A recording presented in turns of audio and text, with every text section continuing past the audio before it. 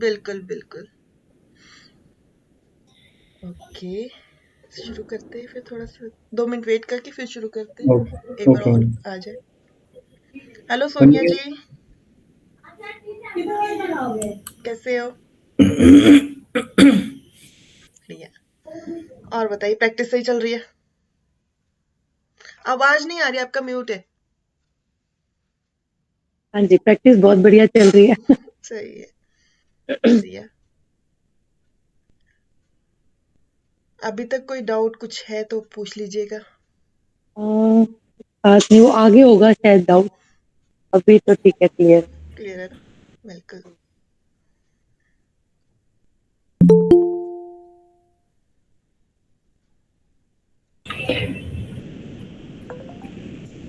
एक second. Ma'am इसके लिए थोड़ा सा 1 मिनट दोबारा रिवाइज कर देंगे, इस वाले को हाँ रिपीट कर बिल्कुल। देंगे। नहीं नहीं, आज मैं रिवाइज करूंगी पहले थोड़ा सा, हाँ फिर जी। मैं आगे कराती हूँ।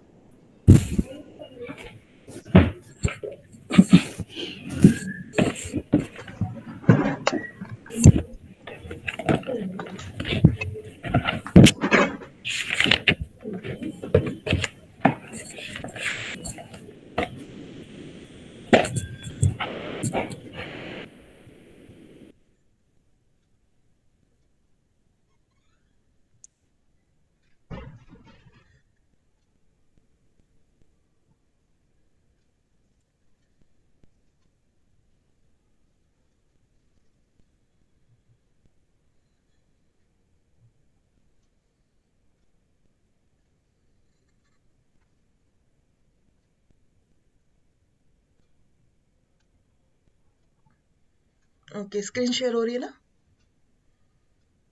जी मैम।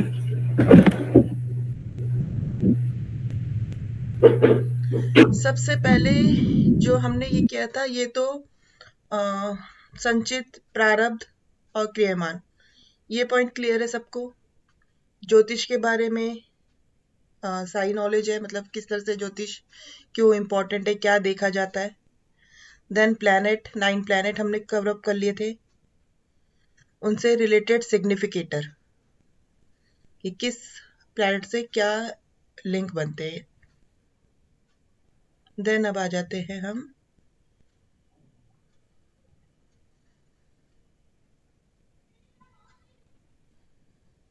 ये पीडीएफ में ना, मैंने एक और कॉलम दिया था, इसको आप रीड कर लीजिएगा, क्योंकि ये मैं बहुत लंबा कॉन्सेप्ट है, ये मैं क्लियर नहीं करूंगी। जैसे ये मिथुन राशि है, जिसकी भी लगन, जो अगर हम कुंडली लगाते हैं और लगन में मिथुन राशि यानी कि 3 नंबर की राशि आती है, तो उसका नेचर कैसा होगा, उसका स्वभाव कैसा होगा, इसमें सारी डिटेल दी हुई है। इसको आपने खुद रीड करना है। मैम ये सन राव कहते हैं ना, एक सन साइन होता है, एक मून साइन, ये मून साइन का लाएगा ये वाला? नहीं नहीं, हम लगन से लेंगे, लगन वाली कुंडली लेंगे, जो मेन फर्स्ट कुंडली होती है ना, हाँ जी। वो ही तो लेंगे। फर्स्ट हाउस में जो राशि नजर आएगी। बिल्कुल। ठीक है मैम। एस्ट्रोसेज में आप अपनी डेट ऑफ बर्थ डालेंगे और जो फर्स्ट नंबर पे आएगी ना, उसी को हम मेरी लेंगे। 10 10 आ रही थी मैम, मेरी तो मेरी बिल्कुल, तो आपका आ गया कैप्रिकॉर्न हो गई। कैप्रिकॉर्न। एक बार मैं कैप्रिकॉर्न रीड दिखाती हूँ आपको, रीड करते हैं एक बार, देखते हैं कितना मैच करता है। कर्क,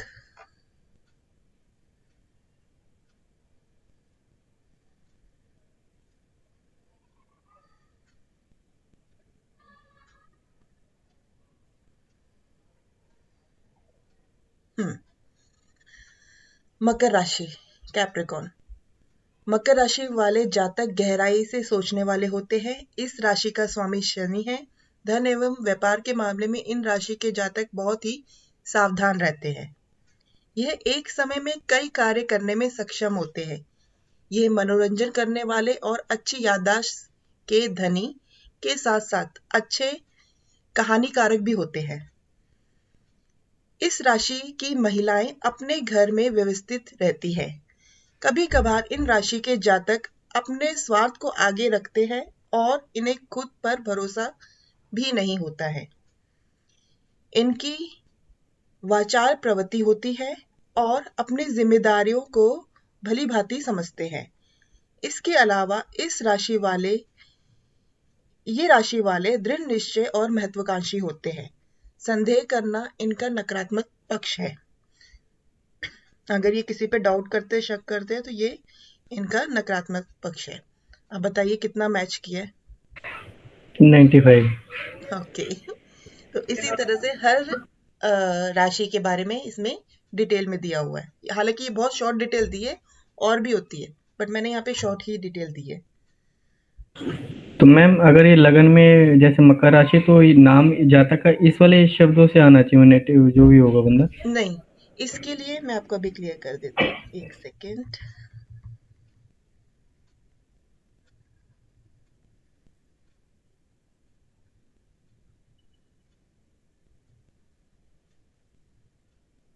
सबसे पहले तो हम नक्षत्र को समझ लेते हैं।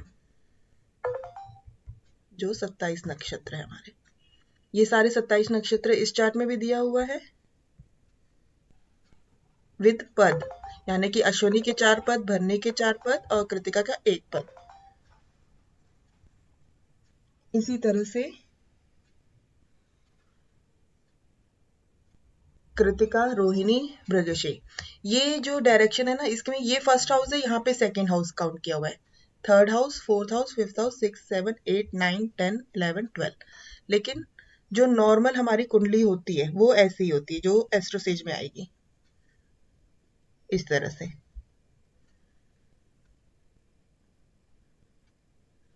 First house, second house, third house, fourth house, fifth, 6, 7, 8, 9, 10, 11, 12। सारे नक्षत्र याद हो जाए तो बहुत बढ़िया है, नहीं याद होते तो वो धीरे धीरे याद हो जाएगी, कोई प्रॉब्लम नहीं है इसकी। अब जो पहले चार्ट दिखाया था मैं, उसमें क्लॉकवाइज चल रहे थे सारे वो हाउसेस 1 2 बिल्कुल 3। बिल्कुल, वो क्लॉकवाइज चल रहा था, ये एंटी क्लॉकवाइज। ओके। अब यहाँ पे नक्षत्र अश्विनी, मघा, मूला, इसका जो स्वामी है वो केतु है।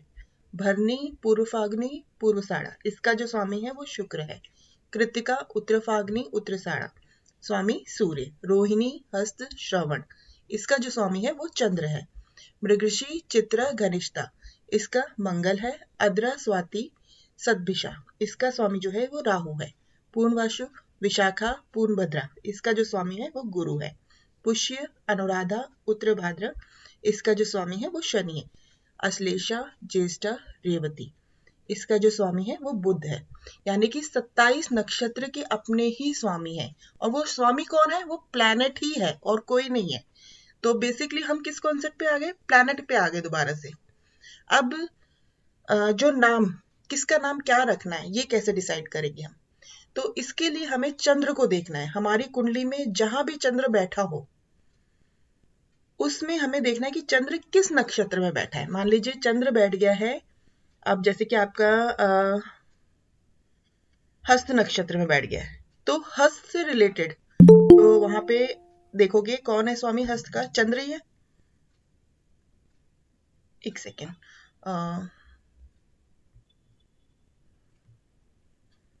एक मिनट। चंद्र ही है सर मैं।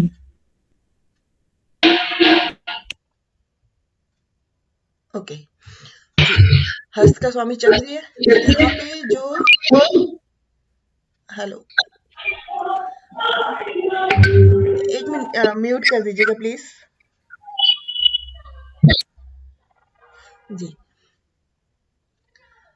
हस्त का जो चंद्र अगर मान लीजिए हस्त के नक्षत्र में बैठ गया है, तो यहाँ पे हम चंद्र को, जो नक्षत्र है वो हस्त में काउंट करेंगे। यानी कि जो उसके सिम्टम्स होंगे वो हस्त में जो भी है प्रिडिक्शन आप करोगे ना, उससे रिलेटेड आएगी। अब यहाँ पे मैं कुंडली से आपको समझाती हूँ, कुंडली से आपको और अच्छे से क्लियर हो जाएगा।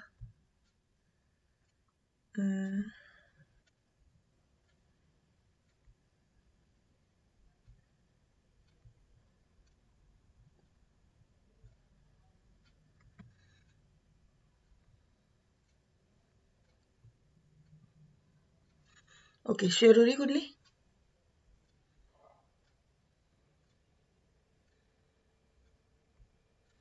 जैसे कि यहाँ पे आप देखिए मून है। मून का जो नक्षत्र है वो पूर्णवासु नक्षत्र है। ये पूर्णवासु नक्षत्र में आ गया है, तो इसका लॉर्ड कौन बन गया? जुपिटर बना है। ये चीज क्लियर हुई आपको? पहले मुझे एक बार इतना बता दीजिए। मैम 3 नंबर है ना, इसलिए जुपिटर हो गया इसका ये। 3 नंबर जुपिटर का नहीं होता है। नहीं, सॉरी सॉरी सॉरी। नक्षत्र मैम नक्षत्र का स्वामी जुपिटर है इसलिए ना। जी बिल्कुल, नक्षत्र का स्वामी जुपिटर है इसलिए। मैं नक्षत्र वही वाला जो सिस्टम जो आपने बताया था वो 20 डिग्री पे आ रहा है। जी बिल्कुल, सेम वही पैटर्न यूज कर सकते हो तो आप वही पैटर्न यूज कर लीजिए। वैसे तो देखो सॉफ्टवेयर में आपको मिल जाएगा। अभी एस्ट्रोसेज आप खोलिए, मैं आपको एस्ट्रोसेज में भी समझाती हूँ। एक मिनट।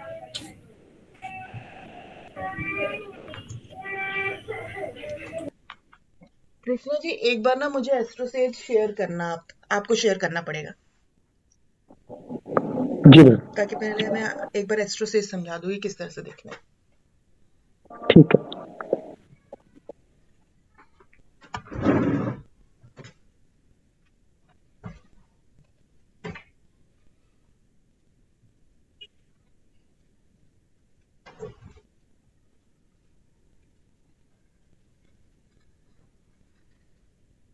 मैं अपनी शेयरिंग स्टॉप करती हूँ।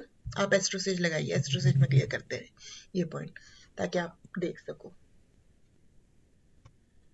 शेयर हो रही स्क्रीन एस्ट्रोसेज वाली? जी। ओके, अब यहाँ पे डेट ऑफ बर्थ डालिए। पवन जी आप बोलिए डेट ऑफ बर्थ अपनी। 21 जुलाई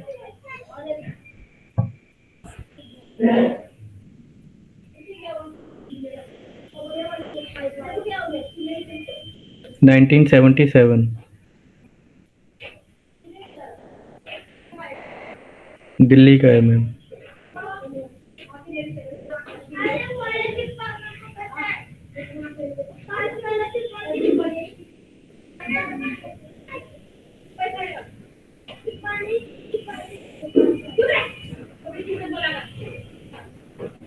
टाइम मैम शाम के 7:05।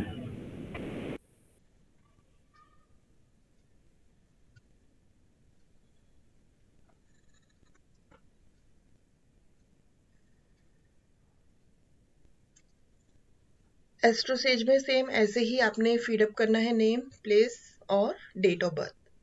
आपकी अब ये आ गई। अब यहाँ हाँ पे जी, देखिए मून कहाँ पे बैठा हुआ है?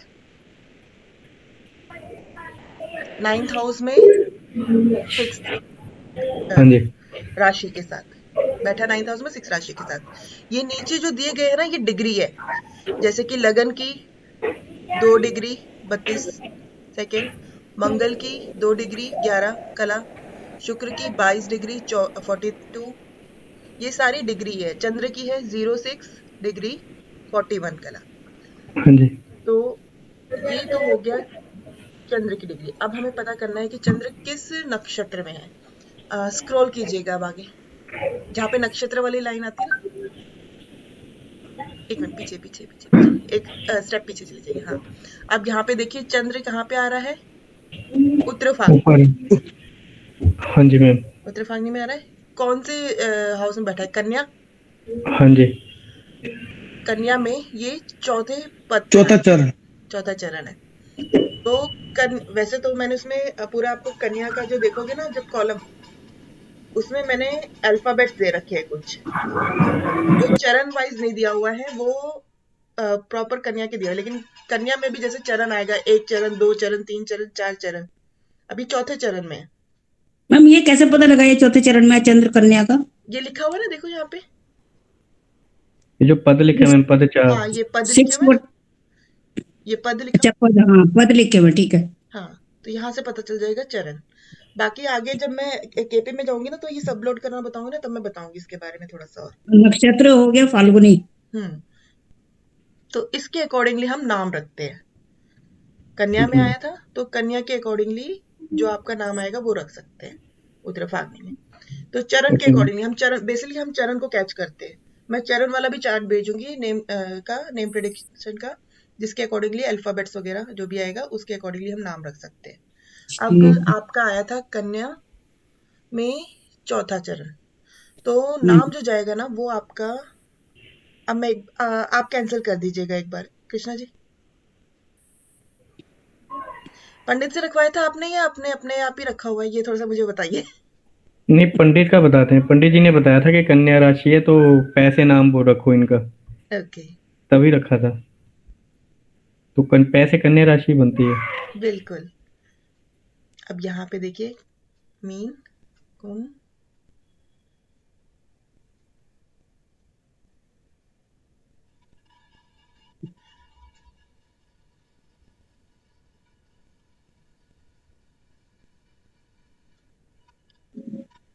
ये देखिए, ये सारे अल्फाबेट्स लिखे हुए ना, डो हाँ पा जी। पी पू श ण बिल्कुल। ठ पे पू, तो इससे रिलेटेड नाम होंगे। लेकिन इसमें भी क्या होगा, चरण में डिवाइडेड हो जाएगा। ये अभी मैंने चरण में नहीं डिवाइडेड किया हुआ है, लेकिन ओके। इसमें भी हम चरण में डिवाइडेड करेंगे। एक चरण में एक या दो अल्फाबेट्स ही आएंगे, ओ, अच्छा, ठीक है ना। ओके तो मैम। चरण वाला चार्ट मैं अलग से आपको भेज दूंगी, तो उसके अकॉर्डिंगली आप नाम किसी का रखना हो तो आप रख सकते हो इजिली।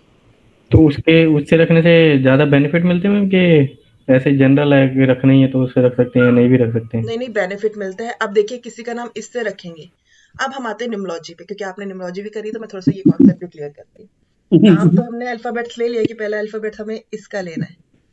अब हाँ जी। निम्नोलॉजी के अकॉर्डिंगली हमें नंबर, नेम नंबर भी हम उसके अकॉर्डिंगली लेके जा सकते हैं। मतलब दोनों तरफ से हम बेनिफिट उठा सकते हैं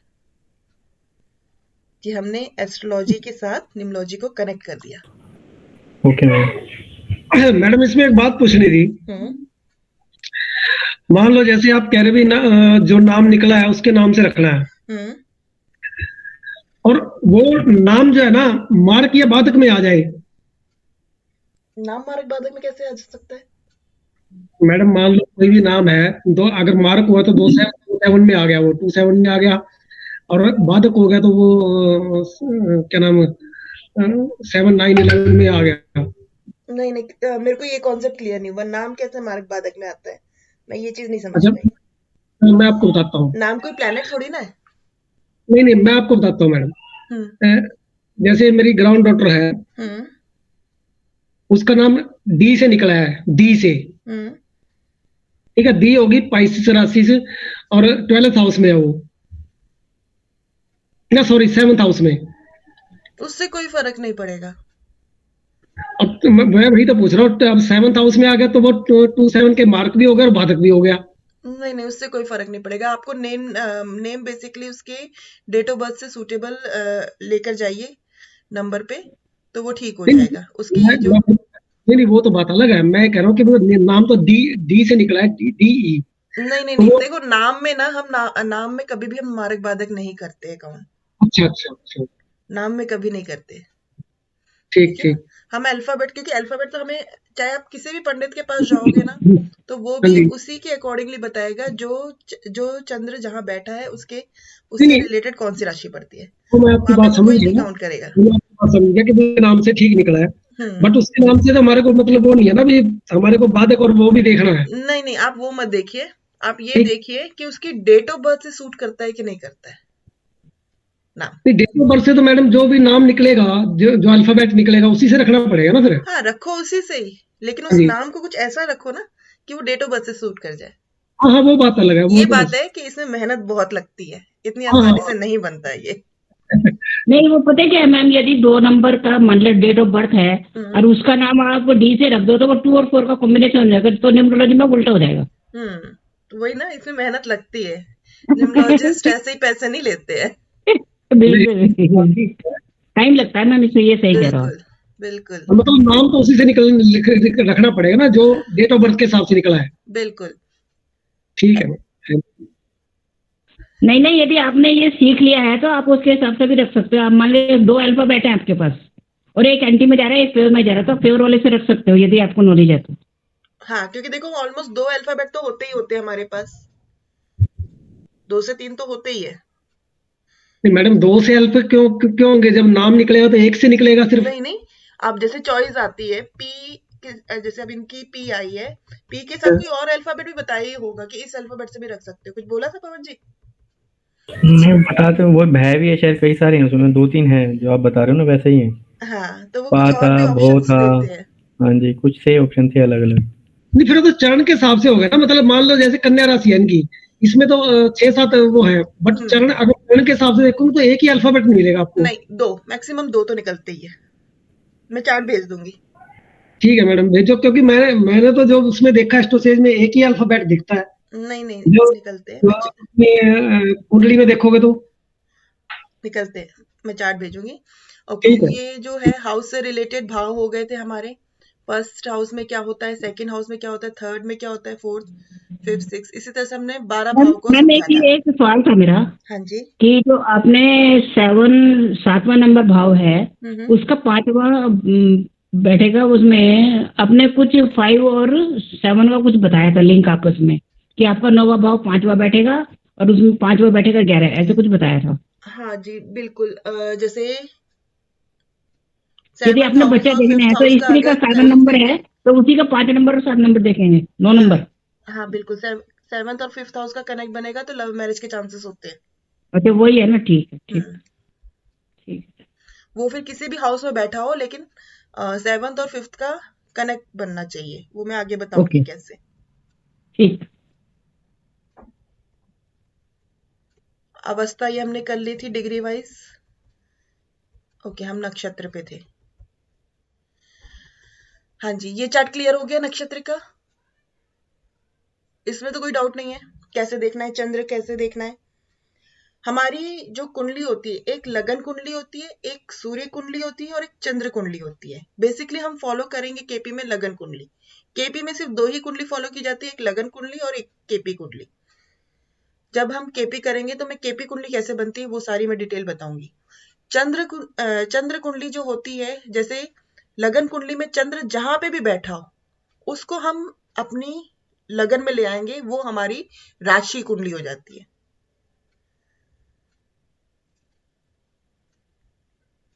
ये पॉइंट क्लियर हुआ? मतलब सिर्फ केपी में ये देखने के लिए कि राशि कुंडली क्या है, तब वहां पे चंद्र देखना है। बिल्कुल। तो राशि कुंडली केपी कुंडली सेम है मैम, अलग अलग है? नहीं नहीं, दोनों अलग अलग है। राशि कुंडली बेसिकली हम नहीं फॉलो करेंगे, लेकिन राशि कुंडली होती है जिसमें हम ये जान सकते हैं कि जातक का मन कैसा है। चंद्रमा क्या होता है, मन का कारक होता है। हाँ जी। अब चंद्र जिस राशि में बैठा होगा ना, उसको जब हम लगन पे ले आएंगे तो वो हमारी राशि कुंडली बन जाएंगी। तो उससे हमें पता चलेगा कि उसका मन कैसा है। ये आप धीरे धीरे जब एस्ट्रोलॉजी को और पढ़ोगे ना डीपली, तो वो समझ में आता जाएगा। अब जैसे कि ये चर राशि है, 1, 4, 7, 10, मतलब लगन में किसी के भी 1, 4, 7, 10 आ जाए तो उसे चर राशि कहा जाता है। जैसे आपकी है 10 नंबर की लगन बनता है, हाँ जी मैम। तो यहाँ पे क्या आ गया, चर राशि आ गई। कृष्णा जी, एक बार मुझे इनका वो चंद्र कुंडली बताना, चंद्र कुंडली में कौन सी राशि बनती है? 3 नंबर की ना? कन्या आती है, कन्या ओके, 6 नंबर। 6 नंबर। ओके। और द्विस्वभाव। देखिए, अब आपका मन जो है ना, वो हमेशा भटकता है, कभी हाँ कभी ना में। हाँ जी। मतलब एक जगह स्थिर नहीं रहता है। क्यों? क्योंकि चंद्र आपको इंडिकेट कर रहा है द्विस्वभाव। ये मैम कौन सी है, चंद्र वाली राशि के हिसाब से देख रहे हैं वाला? बिल्कुल। आप चंद्र क्या होता है, हमारे मन का कारक होता है। हाँ जी। तो जो चंद्र राशि बताता है, जैसे कि मैं कुंडली शेयर कर देती हूँ आपकी यहाँ पे भी, ताकि आपको और क्लियर हो जाए अच्छे से। इसकी आपने मोबाइल में भी आप बेशक से ये व्हाट्सएप पे खोल लीजिए पीडीएफ, ताकि अगर प्रिंट आउट करा लिए तो बहुत अच्छी बात है, नहीं तो आप मोबाइल पे खोल लीजिए।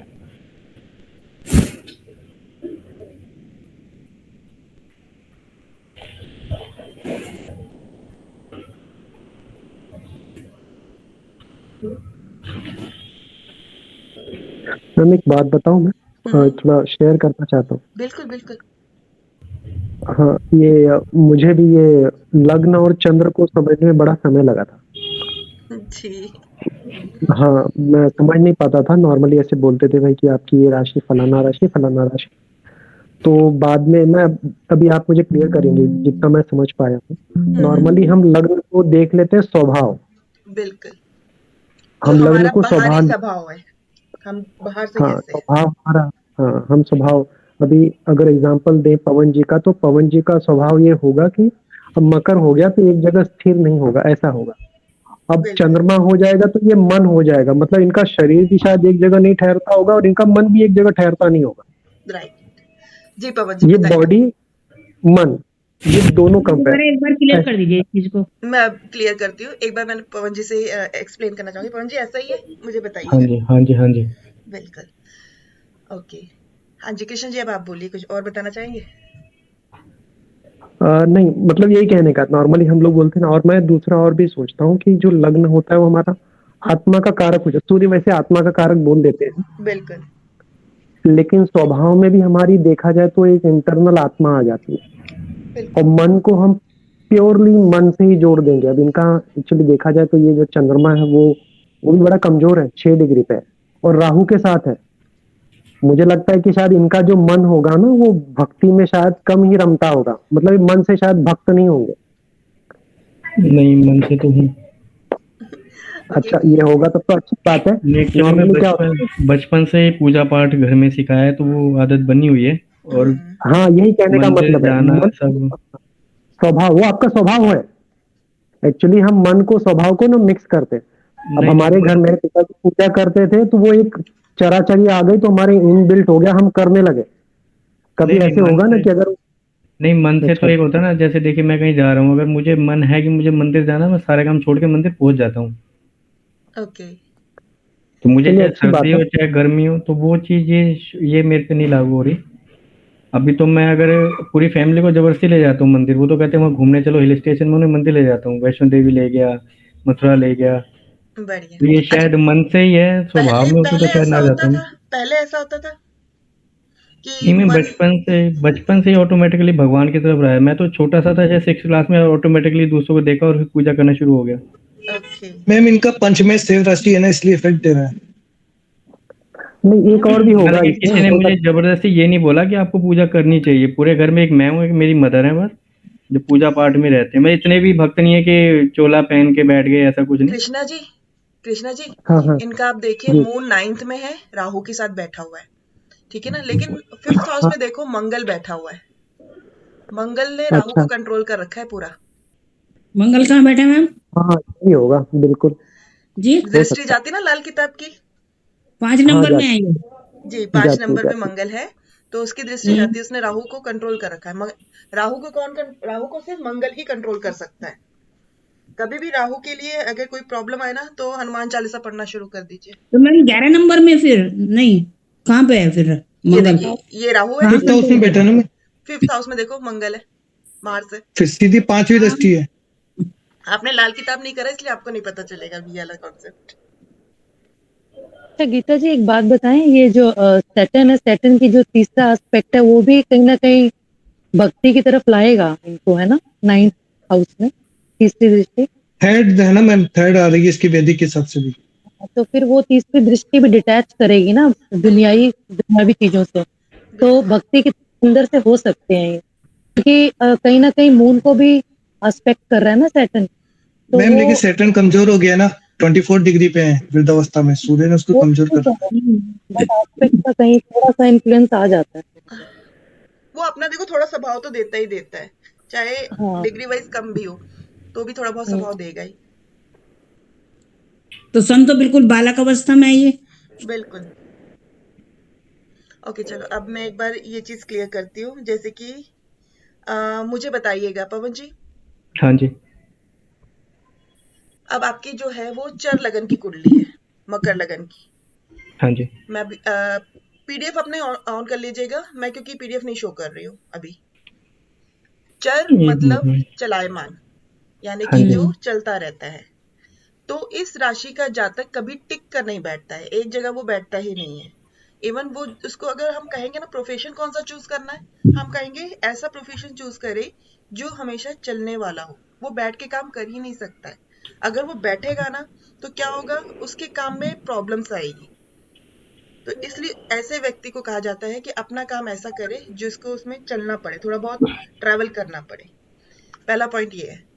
अब मुझे ये बताइए, आप कौन सा काम करते हैं, चलने वाला करते मैं हैं बैठने वाला? नहीं, मेरा तो पूरे दिन बैठने वाला है। मैं दिन का शायद 200 मीटर भी नहीं चल पाता, जबरदस्ती मुझे चलना पड़ता है। प्रॉब्लम आती है काम में? काम में मेंटली स्ट्रेस बना रहता है मेरे दिमाग में। कंप्यूटर का काम है मेरा, पूरे दिन सुबह बैठता हूँ, शाम को ही उठता हूँ सीधा। ओके, थोड़ा अब बहुत चल ये भी लिया करिए। हाँ, वो चल नहीं, वो है, हो ही नहीं पाता। जैसे अभी मैं काम छोड़ के मैं बैठा हूँ, ये क्लास खत्म होके फिर काम करूंगा बैठ के, अभी पूरा दिन क्योंकि ऐसे थोड़ा सा निकल मैं जाएगा। कहूंगी एटमॉस्फेयर भी ऐसा हो रखा है ना कि सब लैपटॉप से कनेक्ट हो चुके हैं, हाँ जी। तो इस वजह तो से नहीं, थोड़ी मेरा सी। स्टार्टिंग से ही है, जब मैंने प्रोफेशन स्टार्ट किया तब से फर्स्ट डे से मेरे साथ यही है। ओके। मैं बीच में तो ये हो गया था, दिन का शायद मैं घर से निकलता, गाड़ी में बैठा, ऑफिस गया, फिर गाड़ी से बस बैठा, शायद ज्यादा ज्यादा 200-250 मीटर चलता हूँ पूरे दिन में। हाँ, तो जब आप ट्रेवल करते थे तब आपको ज्यादा अच्छा लगता था, या जब आप बैठ के एक जगह काम कर रहे तब ज्यादा कंफर्टेबल नहीं, फील करते थे? ट्रैवलिंग तो मुझे बहुत अच्छी लगती है मैम, लगती बहुत अच्छी है, लेकिन मेरे लक में नहीं है शायद। मैंने बहुत कोशिश करता हूँ चीजें चेंज कर लूँ, लेकिन जो मैं सोचता हूँ ना अपने बारे में, भी शायद आप ही से बात हो रही थी हम्म। लास्ट क्लास में, कि मैं जो अपने लिए सोचता हूँ नहीं हो पाता, लेकिन दूसरे को अगर मैं कह दूँ बोल दूँ तो उसका फट से हो जाएगा काम, वो तो कि हाँ आप वो ऐसे कर लो ऐसे कर लो। लेकिन मैं सोचूं ना मैं भी यार बदल के चेंज कर लूँ, मैं नहीं, 10-10 साल में एक ही जगह फंसा हूँ तो फंसा हुआ हूँ। बिल्कुल। ये सन मरकरी उस एक ही उसमें है, 7th हाउस में, इसलिए ना। एक मिनट, अभी कुंडली की बात नहीं करेंगे अच्छा सिर्फ, अच्छा, नहीं तो फिर मेरा ये टॉपिक रह जाएगा। मेरे को चलायमान वाली चीज है मैम, वो मेरी लाइफ में शायद नहीं है। मैं तो एक ही जगह, वो एक ही ढर्रे पे चल रही है लाइफ, वो चली ही जा रही है, बस कोई जी, चेंज नहीं आ रहा कुछ भी। लेकिन लानी बोरियत चाहिए। होने लगी, बोरियत हो गई है मेरी हाँ लाइफ से, बिल्कुल, ये बोरियत हो जाती है, उनको चलना वो हो गई चाहिए है। ही चाहिए। इसलिए हर मैं चेंज समय, कर रहा हूँ इन चीजों में, एस्ट्रोलॉजी या न्यूमरोलॉजी के, थोड़ा सा चेंज लाइफ में आएगा, थोड़ा या तो भगवान पता है से क्या है, काम प्रेम बदलता से भी। रहता है, काम भी बदलते रहते हैं ऐसे व्यक्ति। मतलब नहीं ये है मैम, ना एक कि ही इच्छा काम तो चल रहा अंदर है से मेरा। है ना, चलने की, चक्कर ये है। हम्म। नहीं मैं, वो तो किसी की भी हो जाएगी, अगर कंटिन्यूस एक काम इतने सालों से, मेरे को 20 साल हो गए काम करते हुए, वो तो किसी को भी दोगे वो भी कहेगा चेंज करना है मुझे। बिल्कुल। हम्म। अब यहाँ पे आते हैं नेक्स्ट पॉइंट। ऐसे हर मैं समय, एक एक मिनट। बात बोलूं, हम्म। ये जो चर राशि का जैसे अभी आप बता रहे हो ना, ये बिल्कुल बिल्कुल 101% सही है ये। ओके। जो हाँ बिल्कुल सही है मैम, क्योंकि आपकी मैं भी है खुद, शायद, है ना? हाँ, ये अच्छा। जब हम मूवमेंट में रहते हैं ना तो हर मेंटली और फिजिकली बिल्कुल फिट रहते हैं। बिल्कुल। हाँ, बहुत बिल्कुल सही है ये। अगर बिल्कुल। मैं चल रहूंगा तो मैं फिट रहूंगा, लेकिन मैं अभी बहुत स्ट्रेस में रहता हूँ। माइंड मेरा ऐसा रहता है बस के भन्नाया कहते हैं ना जिसे। आप ना वॉक लेकिन करिए, सर आप वॉक अपने कर लिया लिए कीजिए। थोड़ा सा टाइम निकाल के, थोड़ा मैम जैसे बोल रही है ना, हाँ जी। वॉक करना, वो जरूर करिए, बहुत नहीं तो फर्क फिर पड़ेगा बहुत आपको।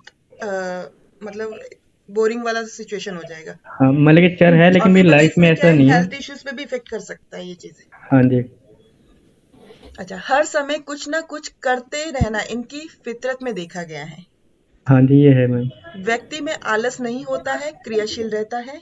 हाँ जी। गतिशील व क्रियाशील का इनमें मुख्य गुण होता है। ये परिवर्तन पसंद करते हैं और एक स्थान पर टिक कर नहीं रह पाते हैं। ये तुरंत ही निर्णय लेने में सक्षम रहते हैं। Ma'am hello ma'am. ये जो, हेलो मैम। हाँ जी। मैम मेरा भी मकर लगन है। हम्म। तो वही बात है कि मैं एक जगह ना तो बैठ सकता हूँ, हम्म। और मेरा भी यही है, ना मैं एक जगह ध्यान दे सकता बिल्कुल।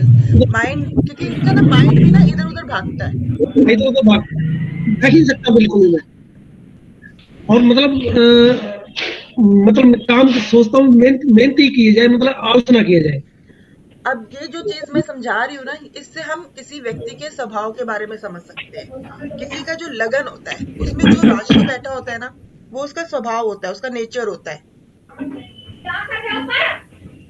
अब स्थिर राशि, स्थिर राशि में कौन सी आती है? 2, 5, 8, 11। मैं शेयर करूं पीडीएफ की आप देख रहे हैं? मैं शेयर कर देती हूँ।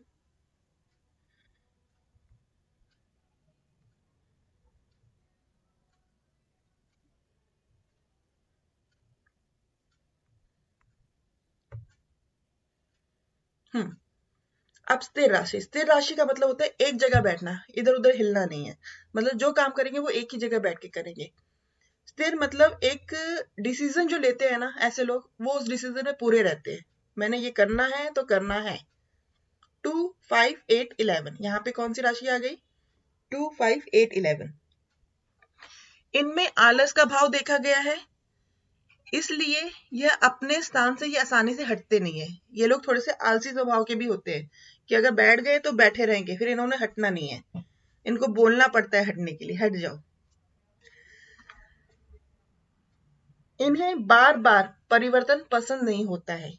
धैर्यवान होते हैं और यत्न स्थिति पे ये रहना चाहते हैं, मतलब जहां पे वो बैठे ना वहीं पे रहना चाहते हैं। जैसे जो चीज उनको मिल गई वो उसी में कंफर्टेबल फील कर लेते कि हाँ ठीक है। इनमें जिद्दीपन भी देखा गया है। कोई भी काम जल्दबाजी में नहीं करते हैं, बहुत ही उस पर विचार करने के बाद ही निर्णय लेते हैं, क्योंकि ये थोड़ा स्थिर है, थोड़ा आलस करते हैं, तो सोच समझ के ही ये निर्णय लेते हैं। जो चलायमान होते हैं वो जल्दी जल्दी डिसीजन ले लेते हैं अपने। किसी का है 2, 5, 8, 11 लगन? इनमें से कोई? 5 है मेरा। मेरा 11 है। आप में ये स्वभाव आते? नहीं, टिकने वाला तो नहीं है मेरा सीन कोई। मेरा है मैम, आपका है? ओके। क्योंकि मैं अच्छा। फाइनेंस में हूं ना मैम, लीगल। तो फाइनेंस में जॉब भी सिटिंग ही है। बिल्कुल। अब क्या नाम था आपका? कमल मैम, आपके कमल जी। पवन जी। ओके, तो ये सारे सिम्टम्स आपके में आते हैं। और रचना, क्या नाम था, एक मैं नाम भूल गई हूँ। अब इनसे पहले, आपसे पहले जिन्होंने कहा था कि मेरा नहीं है ऐसा।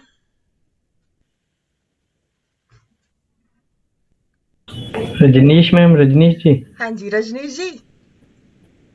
है नहीं मैम, चली गई वैसे। चले गए हैं, चलो कोई बात नहीं, अभी आ जाएंगे। अब यहाँ पे आते हैं द्विस्वभाव। मिथुन, कन्या, धनु, मीन। यहाँ पे आता है 3, 6, 9, 12, मतलब जिसके भी लगन में 3, 6, 9, 12 आ जाए तो ये 2 स्वभाव की होती है। ये चलायमान भी होती है और स्थिर भी होती है। ये दोनों चीजें अपने जो कंट्रोल है वो बना के चलती है। इस राशि के जो होते हैं लोग, वो चर और स्थिर दोनों में ही राशि के गुण पाए जाते हैं। इनमें अस्थिरता रहती है, शीघ्र निर्णय लेने का अभाव रहता है, नकारात्मकता अधिक होती है। क्यों? क्योंकि द्विव स्वभाव है, ये हमेशा यही सोचते रहते हैं मैं करूं नहीं करूं, ऐसा होगा तो वो तो नहीं हो जाएगा, ये करूं तो वैसा तो नहीं हो जाएगा। ये अब अगर मैं ये कहूं कि पवन जी की चंद्र कुंडली, जो उनका मन था ना, वो द्विस्वभाव था, तो उनमें कुछ कुछ ऐसे गुण भी आएंगे। हाँ मैम है। जी, तो हमने एक तो मैम एक था ना बीच में, अपने आप पे भरोसा नहीं है वाला एक पॉइंट आया था। बिल्कुल नकारात्मक अधिकतर रहते हैं, शीघ्र निर्णय लेने में अभाव रहता है, मतलब कि वो अपना डिसीजन नहीं ले पाते जल्दी, क्योंकि वो यही सोचते हैं कि करना है कि नहीं करना है। कहीं ना कहीं उन्हें डाउट रहता है इस चीज का। हाँ जी, शक कह लीजिए कि नुकसान तो नहीं होगा, ये तो नहीं होगा, वो मैम तो ये ज्यादा सही है सोचने मैम, में मेरे रहता है। साथ भी यही है। ओके। बहुत ज्यादा अगर होता है, बहुत ज्यादा। क्योंकि जैसे किसी में नेगेटिव होता है ना, जैसे किसी को बोल देना वो तुरंत भी हो जाता है, और वैसे भी है नेगेटिव तुरंत। मेरे को ओके, भी लगता है, फील होता है कहीं भी। अब यहाँ पे हमने 2 कुंडलियों की बात करी, एक तो लगन कुंडली की, एक चंद्र कुंडली की।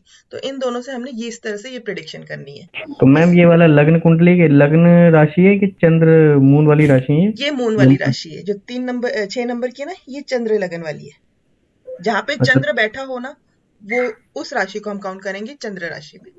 अच्छा। और ये नहीं, इसको लग्न राशि जैसे मकर है तो वो भी इसमें से देख सकते हैं, चंद्र राशि भी इसमें से देख सकते हैं जो ये लिखा हुआ है? बिल्कुल बिल्कुल, उसी कुंडली में देखनी है आपको। दोनों का असर आएगा हम पे? हाँ, दोनों एक ही कुंडली में से ही देखेंगे आप।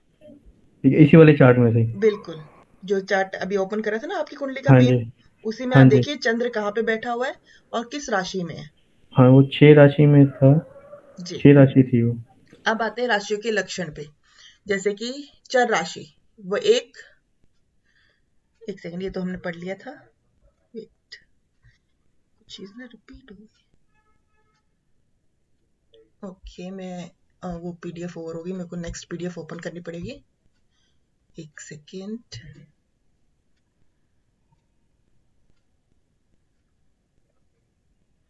ये सारे स्वभाव इसमें देखे जाते हैं कि द्विस्वभाव तो नहीं है, या फिर स्थिर तो नहीं है, या फिर चर तो नहीं है। ये 3 लक्षण होते हैं किसी के व्यक्ति के बारे में, उसके नेचर के बारे में जानने के लिए। मैम यदि मून 4 में बैठा हो तब कैसे होगा? ओके, अब आ गई। हाँ, मैं हूँ तो यही मैम। मैं बुला रही थी आपको, पता है आप कह रहे थे ना वो मैम मैच नहीं कर रहा है मैम आपका। मैडम अच्छा ही रहेगा, माता का प्रिय होगा, हैं? अपनी मम्मी का बहुत प्रिय होगा मैं अपने बहुत खुद के ध्यान घर रखती में। हूँ अपनी मदर का। मून आपकी कहाँ पे? मदर भी आपको बहुत चाहती होगी, 4th हाँ, हाउस में। बिल्कुल बिल्कुल। मून कहाँ पर है? 4 में। मैम 4th हाउस में, 4th हाउस में तो मून अच्छा माना जाता है। 4th में है मैम। अपनी खुद की राशि में हो गया ना मैम, कर्क में। बिल्कुल। हाँ, कर्क राशि में हो गया बिल्कुल। और अगर चंद्र 4 पे आ जाए ना तो हमारे काफी प्लेनेट ठीक भी हो जाते हैं। अच्छा। अब उनका स्वभाव कैसा होगा? जल तत्व, क्योंकि 4 लगन है ना आपका। अच्छा नहीं, लगन तो है 5 में, और 4 वो उसमें आ रहा है, चंद्र 4 में आ रहा है। ठीक है, तो आप अत्यधिक भावुक है, हैं? भावुक है आप, मैं इमोशनल, मैं हाँ, इमोशनल तो मैं हूँ, लेकिन किसी को पता नहीं लगता वो चीज। लेकिन हो, हाँ, वो तो है। संवेदनाओं से भरे हुए हैं, शीघ्र ही बातों में आने वाले, आप किसी की बातों में शीघ्र ही आ जाती है। हाँ, वो सच्चे, मेरे को दूसरे की बात सच्ची लगती है ना, इसलिए मैं मान लेती हूँ उसे। बातूनी भी होंगे आप, बहुत ज्यादा। स्वभाव से लचीले हैं, मतलब मिक्सअप हो जाते हैं जल्दी। हम्म। जिसने जो कहा वही ठीक लगता है आपको, आप अपनी डिसीजन नहीं ले पाते हैं। मैं वही तो कह रही हूँ कि डिसीजन अपने नहीं होते, दूसरे की बातों का डिसीजन होता है मेरा। बिल्कुल। अब ये हमने क्या पढ़ा है? राशि के तत्व के बारे में। शेयर हो रही ना स्क्रीन? जी। जी। पहले हमने क्या मैम पढ़ा इसमें था? एक डाउट है। मैम ये लगन से देखेंगे राशि, ये केपी से, ये चंद्र से राशि के तत्व? ये हम लगन से ही देखेंगे। लगन पे हम देखना है, एक सेकेंड, आप तो एस्ट्रोसीट आप ओपन कर मुझसे लीजिए, चंद्र लगन में का देंगे बता रहे थे ना ऊपर। फिर अभी तो। हाँ, अभी आप तो चंद्र का बता रहे थे ना कि चंद्र जहाँ लगन में बैठा होगा कुंडली में। मैं हाँ वो भी बता रही हूँ। देखिए, लगन से भी देख सकते हैं और चंद्र जिस राशि में बैठा है ये उससे भी देख सकते हैं। हमारा देखिए बाहरी स्वभाव लगन बताएगा, लेकिन जो हमारा मन है ना वो चंद्र बताएगा कि ओके। चंद्र कैसा है। हमने दोनों को देखना है, अच्छा, सही है। हमने ठीक। दोनों को देखना है। अब तत्व कैसा होता है? तो फिर अब उसमें चेंज नहीं हो जाएगा इसमें? नहीं, राशि बदल नहीं जाएगी? नहीं नहीं बदलेगी? बदलेगी, राशि तो बदलेगी ना, राशि क्यों हाँ, नहीं राशि बदलेगी? बदल जाएगी ना फिर। हाँ, तो राशि मैम तो बदल नाम किस जाएगी। में जैसे रखेंगे मैम, फिर इसमें? मैम मेरा लगन और चंद्र दोनों सेम है हम्म वायु तत्व में। तो आपके में नेचर भी सेम ही आएगा फिर, क्योंकि पता है क्या होता है, स्वभाव और मन कई बार दोनों के ना मिक्सअप भी होते हैं और कई बार थोड़े थोड़े डिफरेंट भी होते हैं, तो इसमें हमें कॉम्बिनेशन बनाना पड़ता है। अब जैसे कि अग्नि तत्व, 1 5 9 अग्नि तत्व है, 2 6 10 पृथ्वी तत्व है, 3 7 11 वायु तत्व है, 4 8 12 जल तत्व है। अग्नि कैसी होती है?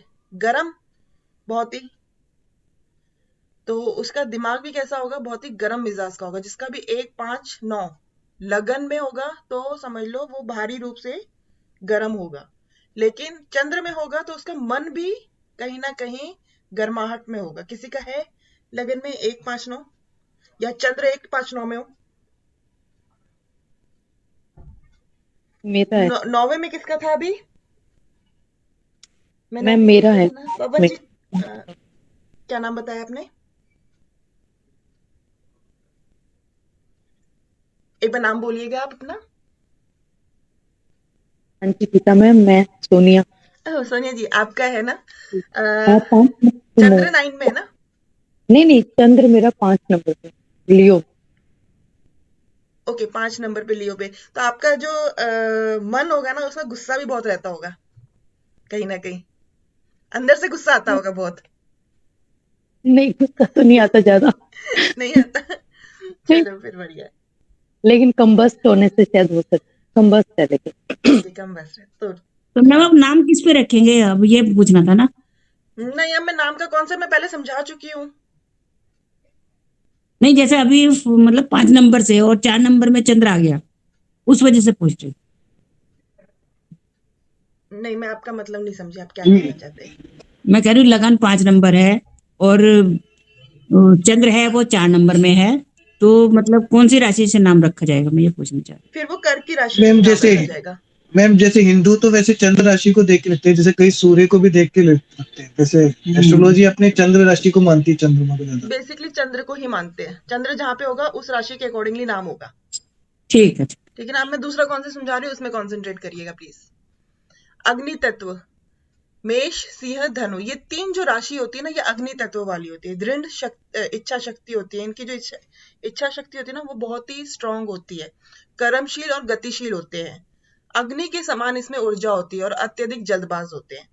सोनिया जी बताइएगा, ये गुण है आप में?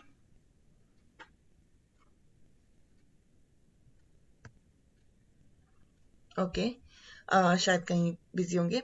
पृथ्वी तत्व, वृषभ कन्या मकर, वो पृथ्वी तत्व के होते हैं, सहनशील और मेहनती होते हैं, जमीन से जुड़े हुए व्यवहारिक व्यक्ति होते हैं, धैर्यवान होते हैं और संतोषी होते हैं, समस्याओं के प्रति उदासीन होते हैं। पवन जी, हाँ जी मैम। है आपने ये सब? हाँ, ये समस्याओं के प्रति उदासीन का क्या मीनिंग होगा मैम? बाकी 3 तो मतलब ठीक है। कि समस्याओं के प्रति कोई प्रॉब्लम्स आती तो उससे आप बहुत ही नेगेटिव हो जाते, थोड़ा सा मायूस हो जाते हो उस समय। नहीं, मैं तो कहता हूँ भाड़ में चल देखी जाएगी, जो होगा कर लेते हैं। चलो बढ़िया, अगर प्रॉब्लम कोई परेशानी आती है तो कहते देखी जाएगी, छोड़ना या इग्नोर कर देता हूँ प्रॉब्लम आ गई तो। बढ़िया। मैम सूर्य हेलो जी, हाँ जी।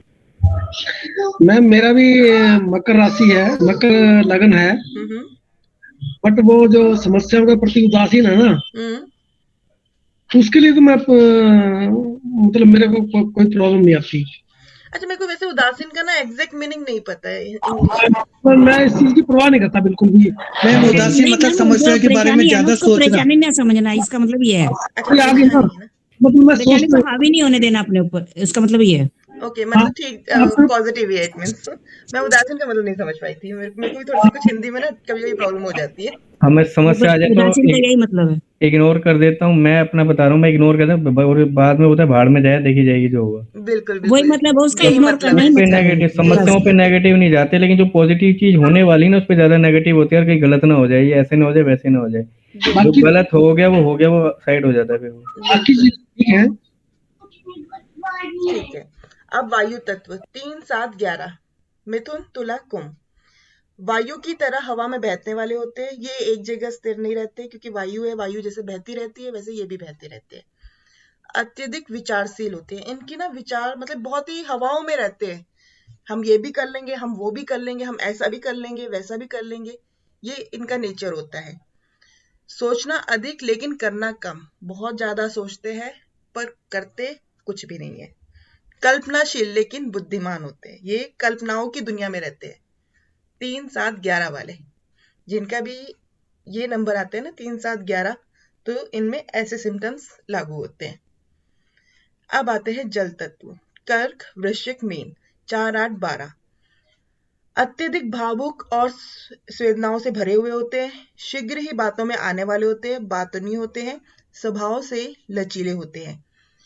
ये सिम्टम्स आपको अच्छे से पढ़ लेना है कि किस राशि से क्या सिम्टम्स होते हैं। 2 प्रिडिक्शन तो आप सिर्फ कुंडली की लगन को देख के कर सकते हो और चंद्र को देख के कह सकते हो।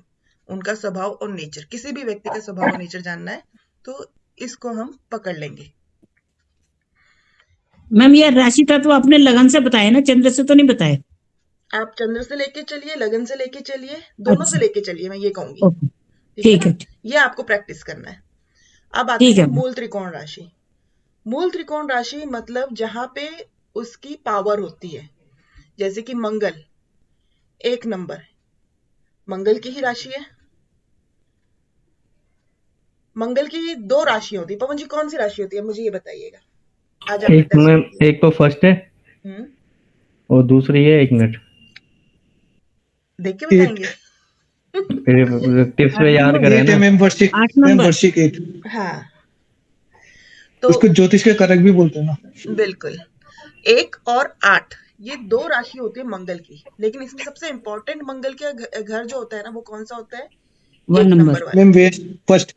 फर्स्ट। तो जैसे कि अब मेरे पास 2 घर है, तो मैं जहाँ पे रहूंगी, जो मेरे लिए इंपॉर्टेंट घर है वही होगा जहाँ पे मैं रहूंगी। इसी तरह मंगल के लिए भी 2 घर है, 1 और 8, लेकिन उसके लिए जो सबसे इंपॉर्टेंट होगा वो 1 नंबर। 1 नंबर होगा। मून के लिए जो है वो 2 नंबर, क्योंकि मून 2 नंबर पे उच्च का होता है, अभी मैं ऊंच नीच भी कराऊंगी तो वो समझाऊंगी। मून के लिए 2 नंबर जो है वो इसका मूल त्रिकोण बन जाएगा, इसका इंपॉर्टेंट हाउस, यहाँ पे मतलब इसकी पावर बहुत होगी। ये 2 नंबर चाहे यहाँ लिखा हो चाहे कहीं पे भी लिखा हो, 4th हाउस में लिखा हो, 7th में लिखा हो, कहीं पे भी 2 नंबर लिखा होगा, मून मूल त्रिकोण का आ जाएगा। राहु 4th हाउस पे, यहाँ पे ये मूल त्रिकोण का होता है। क्यों? क्योंकि चंद्र है, चंद्र क्या होती है? माँ होती है। राहु क्या होता है? एक शैतान बच्चा, बहुत ही खराब बच्चा होता है जो किसी के कंट्रोल नहीं आता है। लेकिन हर बच्चा किसके कंट्रोल आता है? सिर्फ अपनी माँ के कंट्रोल आता है। माँ के पास जाके वो थक के सो जाता है, इस वजह जी। से फोर्थ हाउस को राहु का मूल त्रिकोण कहा गया है कि यहाँ पे वो आके शांत हो जाता है, यहाँ पे वो इतना इफेक्ट नहीं देता है। लेकिन कब तक इफेक्ट नहीं देता है? जब तक उसकी माँ का साया उसके साथ है। जिस दिन माँ नहीं रहेगी ना, तो वही राहु बहुत ही बुरा हाल भी करता है। सन मैम आप जो बता रहे हैं इसका मतलब ये जो राशियां अगर इस वाले हाउस में तो इनका असर कम हो जाता है। नहीं, हाउस को नहीं देखना है हमने, सिर्फ राशि को देखना है। ये राशि नंबर कहीं पे भी हो सकता है। मैम फोर्थ मतलब ये तो कर्क राशि हो गई ना राहु की। हाँ, कर्क राशि हो गई। अब मान लीजिए फोर्थ नंबर यहाँ पे है, एरो दिख रहा है मेरा, कर्सर दिख रहा है। मैम केतु पे अभी आपका कर्सर। हाँ केतु में दिख रहा है मैम। बिल्कुल, यहाँ पे मान लीजिए 4 नंबर की राशि है और राहु यहाँ पे आ जाता है। हाँ मैं जी। अभी लाल किताब की बात नहीं कर रही, वैदिक की बात कर रही हूँ। वैदिक में ये कॉन्सेप्ट लागू होगा, ठीक है ना। तो वहां पे हम राशि को भी कंसीडर करेंगे। अगर फोर्थ हाउस यहाँ पे आ गया और इसमें राहु आ गया, तो हम उसे मूल त्रिकोण की राशि ही मानेंगे। तो इसका क्या मतलब हुआ मैम मूल त्रिकोण की राशि? मूल त्रिकोण की राशि का मतलब हुआ कि यहाँ पे इसकी पावर अच्छी होगी, पॉजिटिव रिजल्ट देगा। तो मैम ये जो कॉम्बिनेशन बने हुए राहु 4 मार्स 1 मून 2 ये कहीं भी कॉम्बिनेशन कहीं एक हाउस में आ गए तो अच्छे रिजल्ट देगा में से। बिल्कुल 2 भी लिखा होगा, मून भी है और 4 है, राहु है, 6 और मरकरी साथ साथ हूँ। बिल्कुल। जैसे अब फिफ्थ में क्या आ गया, सन आ गया। सूर्य का कौन सा घर है? फिफ्थ हाउस है, अपने घर में आ गया, तो अपने घर में तो वो अच्छा रिजल्ट देगा। Same as it is mercury का कौन सा 6 है, तो अपने में ही आ गया घर पे। 6 और 3 बोलते हैं मैम, वैसे 6। हाँ, 6 और 3 बोलते हैं। 2 मरकरी के भाव है, 6 और 2। लेकिन जो इंपॉर्टेंट भाव है वो छठा भाव है, तीसरा भाव नहीं है। तीसरे भाव में मरकरी इतना अच्छा नहीं माना जाता जितना छठे भाव में माना जाता है।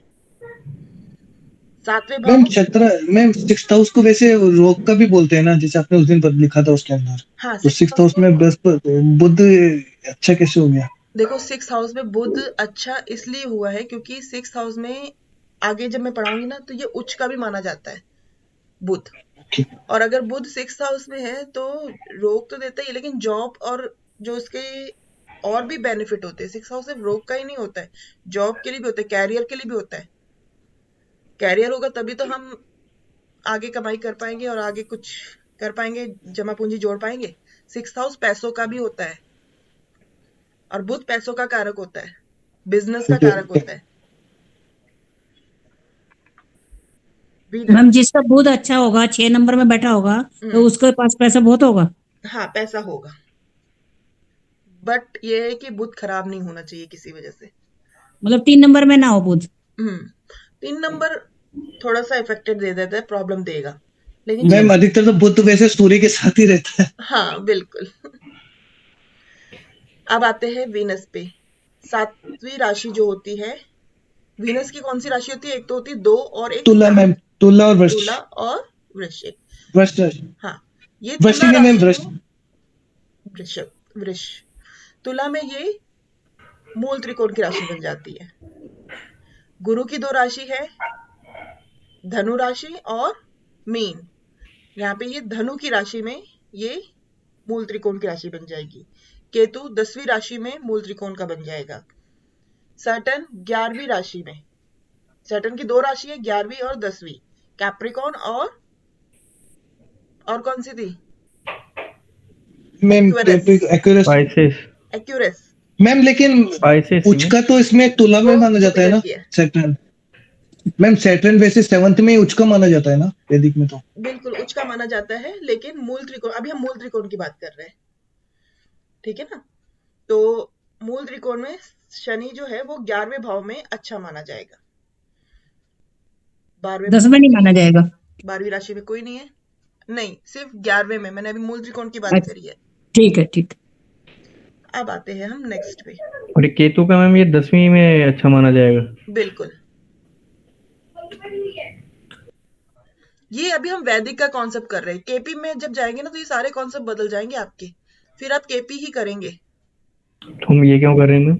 ये इसलिए कर रहे हैं ताकि आपको प्लैनेट के बारे में इंफॉर्मेशन होनी चाहिए कि कौन सा प्लैनेट कहाँ पे कैसा प्रभाव देता है, या फिर कौन सा उच्च का होता है, कौन सा नीच का होता है। क्योंकि कभी कभी केपी में भी इसकी जरूरत पड़ जाती है। ठीक है मैम। तो ये मैम जैसे लिखा है 2 मून लिखा है तो मून का घर हो गया ये कहा जाएगा? नहीं, मून का ये घर नहीं हुआ, ये यहाँ पे उच्च का वृष हो राशि में उच्च का हो गया। गया। हाँ, ये उच्च का हो गया। अच्छा, ये राशि वृष है तो उसमें आगे तो ये उच्च का हो जाएगा ऐसे। नहीं, एक सेकेंड, मतलब इसका इफेक्ट ज्यादा हो जाएगा उस घर पे। एक मिनट, मैं आपको स्वामी दूसरा जी। ही चार्ट क्लियर करती हूँ क्योंकि इसमें नहीं, इसमें नहीं दिया हुआ है। नहीं तो मैं आपको कुंडली से अभी एक्सप्लेन करूंगी। पहले एक बार ये समझ लीजिए कि नहीं, राशियां तो समझ में आ गई, नंबर जो लिखे हैं राशि का तो क्लियर हो गया, लेकिन इसके साथ जैसे 2 के साथ मून आ गया हम्म तो अभी कहते हैं ना ये इसका घर है, अपने घर में बैठा है ये। नहीं नहीं तो नहीं, घर का नहीं देखेंगे अभी, हम हाउस नहीं देख रहे, हम सिर्फ राशि को कंसिडर करेंगे। ये राशि कहीं पे भी हो, कहीं पर भी उसके साथ ये वाले प्लेनेट आ जाए तो ये उच्च के हो वो गए। वाला मूल त्रिकोण उच्च का हो हाँ, जाएगा मूल ये। त्रिकोण या उच्च का। अब हम मूल किसी भी त्रिकोण का हाउस में आ जाए ये राशि और ये प्लेनेट इकट्ठे, बिल्कुल ये याद रखने पड़ेंगे मैम ये भी। बिल्कुल। मैं अभी कुंडली से शेयर करूंगी, कुंडली से एक्सप्लेन करूंगी ये चीज कैसे देखनी है। पहले एक बार समझ लेते हैं। सेकंड राशि में मून उच्च का होता है, थर्ड में राहु उच्च का होता है, फोर्थ में जुपिटर उच्च का होता है। राशि, यहाँ पे हम नंबर देखना है, राशि कौन सी है, फोर्थ है।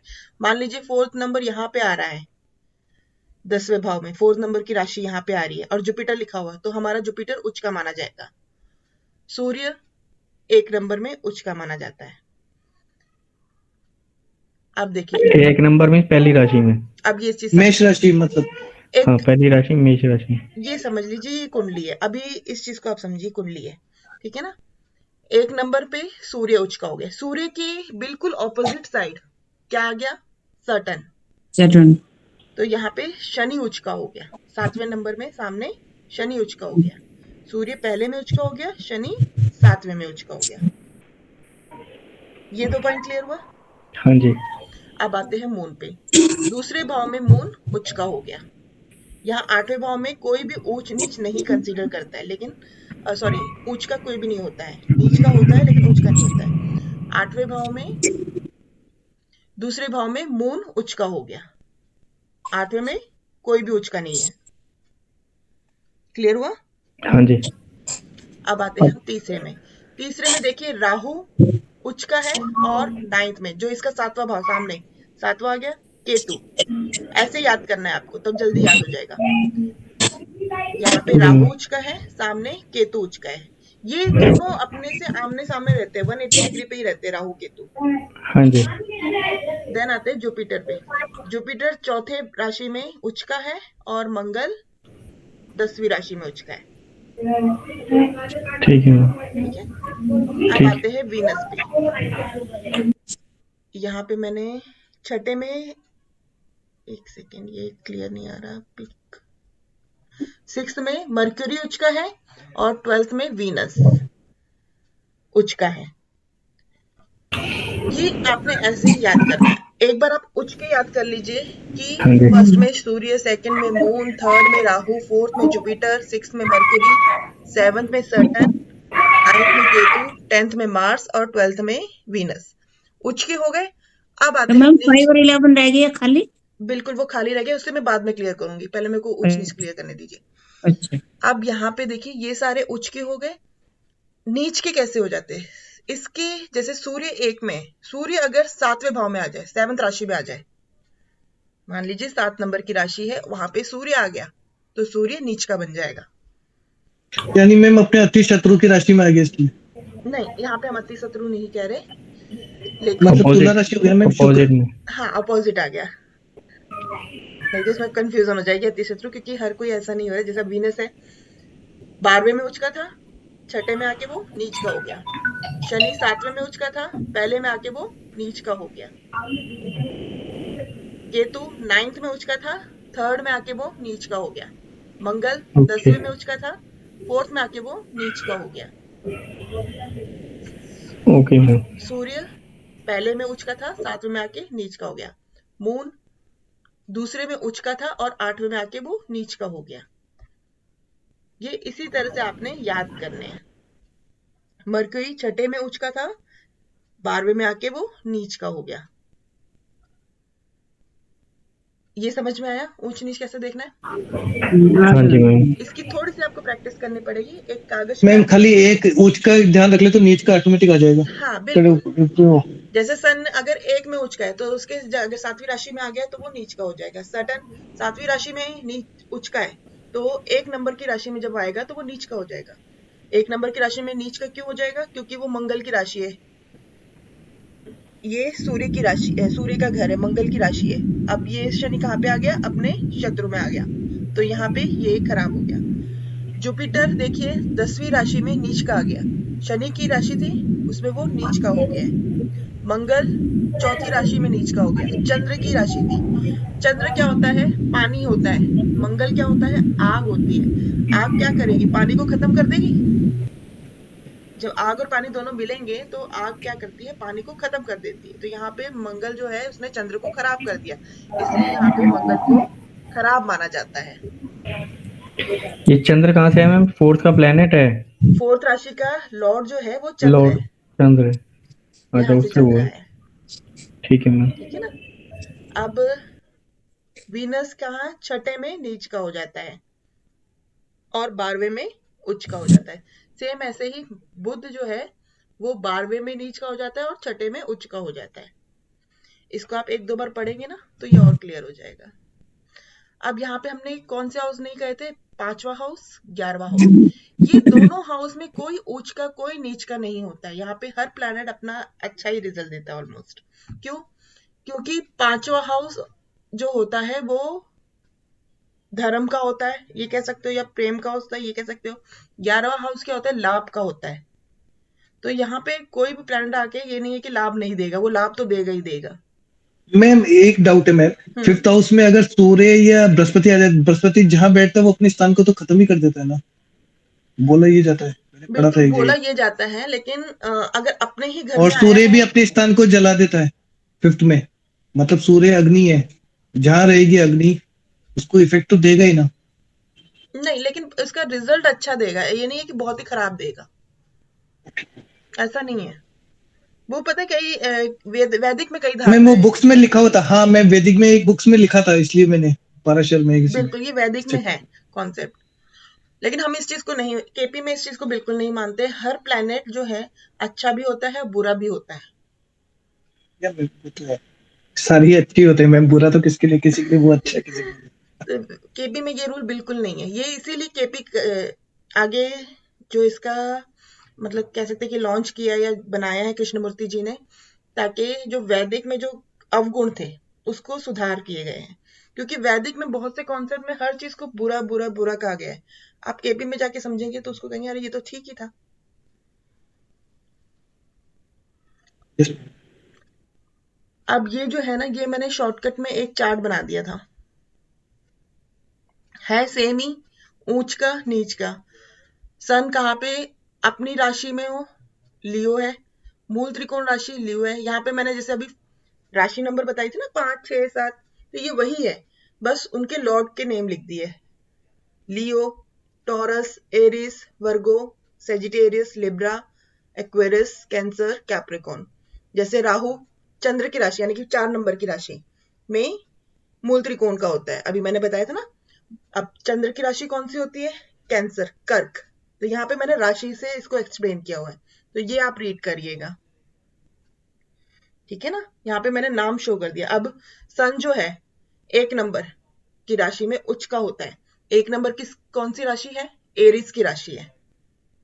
मून जो है 2 नंबर की राशि में उच्च का होता है। 2 नंबर किसकी राशि है? टॉरस की। मार्स 10 नंबर की राशि में उच्च का होता है। 10 नंबर किसकी राशि है? कैप्रिकॉन। मरकरी 6 नंबर की राशि में उच्च का होता है। 6 नंबर किसकी राशि है? वर्गो। जुपिटर 4 नंबर की राशि में उच्च का होता है। 4 नंबर किसकी राशि है? कैंसर। वीनस 12 नंबर की राशि में उच्च का होता है। 12 नंबर किसका है? सेजिटेरियस का। सैटर्न 7वें नंबर में 7 नंबर में उच्च का होता है, तो 7 नंबर की राशि कौन सी है? लिब्रा की है। राहु 3 नंबर की राशि में उच्च का होता है, तो वो टॉरस में उच्च का माना जाता है। और राहु को ना 6 नंबर की राशि में भी हम उच्च का मानते हैं। एक तो 3 में, 2 में और 6 में, ये 3 जगह ये उच्च का माना जाता है। यहाँ मैंने एक्सप्लेन नहीं किया हुआ है, लेकिन ये 3 जो राशि है, 3 2 और 6, इन राशि के साथ अगर राहु आ जाता है तो वो उच्च का माना जाता है। और केतु, मैम अगर सेकंड में भी राहु आ गया तो ऑटोमेटिकली 8 में भी राहु आ गया तो केतु राहु दोनों ही उच्च के हो गए, बिल्कुल क्योंकि अपोजिट हो गए ना। ऑपोजिट हो गए। अगर एक उच्च का है तो दूसरा भी उच्च का ही हो जाएगा। अब केतु जो है, अच्छा मैम, आपने इसमें डिग्रियां डाल रखी है, अब उस उच्च में जैसे त्रिकोण में जैसे डिग्री बेसिस पे चलेगा कि उस डिग्री से आगे निकले तो त्रिकोण में नहीं आएगा? जैसे आपने नीचे डिग्री दी ये है 1 से वैदिक का 20। कॉन्सेप्ट है कि हाँ डिग्री पे, इस डिग्री के बिटवीन होता है तो ये अच्छा कॉन्सेप्ट देता है, लेकिन अगर डिग्री के बाद हो जाता है तो थोड़ा सा वीक पड़ जाता नहीं, है। आपने लिख रखा है ना मैम, इसलिए मैं पूछ रहा। नहीं नहीं, बिल्कुल मैंने इसलिए लिखा हुआ है, लेकिन हम इसको ना केपी में नहीं फॉलो करेंगे। ओके मैम, नहीं आपने लिखा है ना, इसलिए मैं डाउट एक बार क्लियर कर रहा था हाँ, नहीं नहीं, कि बिल्कुल आपने बहुत बढ़िया, डिग्रीज लिखी है। बहुत बढ़िया। अब जैसे केतु है, केतु को मैंने यहाँ पे कहा था कि 9th हाउस में उच्च का होता है, तो केतु यहाँ पे 12th हाउस में भी उच्च का होता है, 9th में भी और 8th में भी उच्च का होता है। केतु का मैंने नहीं दिया है, ये आप नोट कर लीजिएगा जिसका नहीं दिया है। अब ये अपनी राशि, ये जो मैंने शुरू का कॉन्सेप्ट किया था ये वही है। पहली किस किस राशि में उच्च का मंगल की बताया है। मैडम आप? केतु? हाँ जी, केतु, मैम एक बार दोबारा रिपीट कर देंगे, नोट कर लेते हैं। केतु जो है वो 9th राशि में उच्च का होता है, 8th राशि में उच्च का होता है और 12th राशि में उच्च का होता है।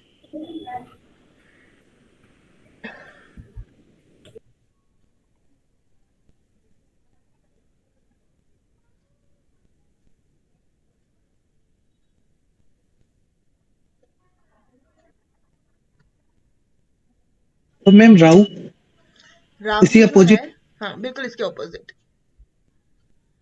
राहु 2 नंबर में उच्च का होता है, दूसरी राशि में उच्च का होता है, तीसरी राशि में उच्च का होता है और छठी राशि में उच्च का होता है। सेम एज इट इज नीच का अगर हमें पता करना है, अगर ये ऑपोजिट आ जाते हैं, यानी कि केतु समझ लीजिए 2 नंबर में आ गया। आपने पहले राहु का लिख लिया?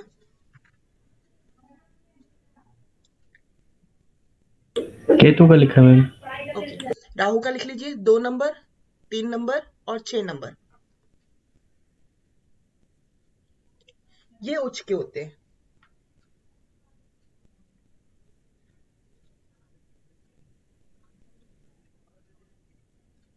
अब हम लिखते हैं नीच की राशि। राहु कौन सी राशि में नीच का होगा? पहले तो राहु का लिखते हैं। 8 नंबर की राशि में नीच का होगा, 9 नंबर की राशि में नीच का होगा और 12 नंबर की राशि में नीच का होगा। केतु 2 नंबर की राशि में नीच का होगा, 3 नंबर की राशि में नीच का होगा और 6 नंबर की राशि में नीच का होगा।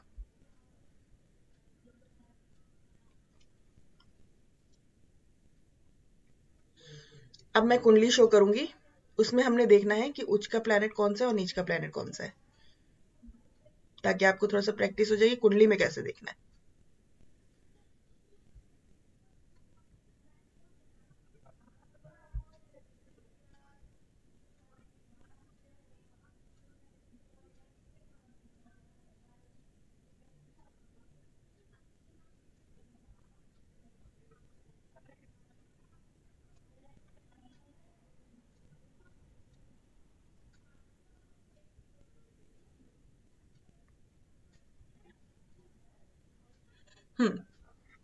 कुंडली शो हो रही है? Yes ma'am. इस कुंडली में कोई उच्च के प्लैनेट है? सुषमा जी आप बताइएगा पहले तो।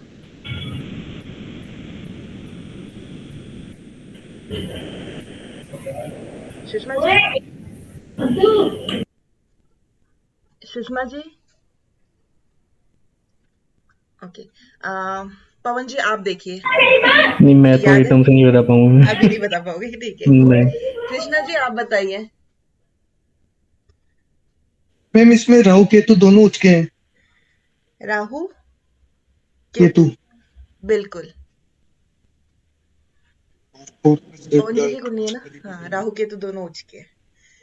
पवन जी समझ में आया? हाँ जी मैम। तो ये मैम आर अभी तो क्यों लिखे मैम मैम? आपने लिखवाया कि जो केतु है 2 3 6 में नीच का होगा। राशि देखिए, राशि नंबर देखना है यहाँ पे कौन सी राशि है, हाउस नहीं देखना है। मैंने इसीलिए कुंडली शेयर करी है ताकि पता चल जाए कि हमने देखना क्या है। यहाँ पे देखो 6 नंबर लिखा हुआ है ना, मैंने अभी क्या कहा था, 2 नंबर की राशि, 3 नंबर की राशि और 6 नंबर की राशि जी में राहु उच्च का होता है। यहाँ पे देखिए 6 नंबर की राशि लिखी है ना, तो राहु उच्च का है। ठीक है मैम। ठीक है ना, हाँ जी। Same as it is Ketu भी उच्च का हो गया। आप एक बात बताइए, आप अगर किसी को पढ़ाने पे आए ना तो बहुत अच्छे से पढ़ाते हैं आप। हाँ जी। सामने वाला परेशान हो जाता है। आप मैम देखो जरा क्लियर कर दीजिए, ये तो समझ नहीं आया, तो उल्टा हो गया। क्या। अभी ये 10 नंबर लगन का है इनका, हाँ, और जो 12 नंबर की राशि है वो 3 नंबर में बैठी है। उससे कोई मतलब नहीं होता कि, क्योंकि देखो हर एक के लगन जब कुंडली खुलती है ना तो राशि अलग अलग होती है। अगर इनके यहाँ पे 10 आ रही है, किसी के यहाँ पे 9 नंबर आएगी, 9 से शुरू हो जाएगी, 9 10 यहाँ पे आ जाएगा, 11 यहाँ पे आ जाएगा। हाँ ठीक है ना, तो उसको आपने नहीं देखना है, आपको ये याद करना होगा कॉन्सेप्ट कि किस राशि में राहु उच्च का होता है और किस राशि में केतु उच्च का होता है। तो मतलब 3 नंबर की राशि में केतु है इसलिए। 3 नंबर की राशि में केतु नहीं है, 12 नंबर की राशि में केतु है। 12 नंबर लिखा हुआ है, 12 नंबर लिखा हुआ है, देखिए तो थर्ड मीन हो हाउस। गया, फिर ये तो मीन राशि हो गई। हाँ, मैंने लिखाया था ना अभी, नोट में पढ़ो। हाँ मीन राशि है ना 12 नंबर की। हम्म, तो वहां पे वो उच्च का हो गया। अच्छा, अब मुझे एक चीज बताइएगा, इसमें नीच का कौन सा है, नीच की है कोई प्लेनेट, देखिए।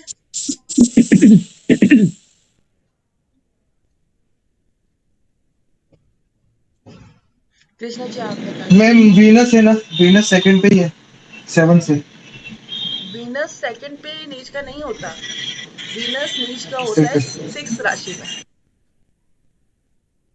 छठी राशि जो होगी ना, तो वीनस नीच का मीडियम होगा। में।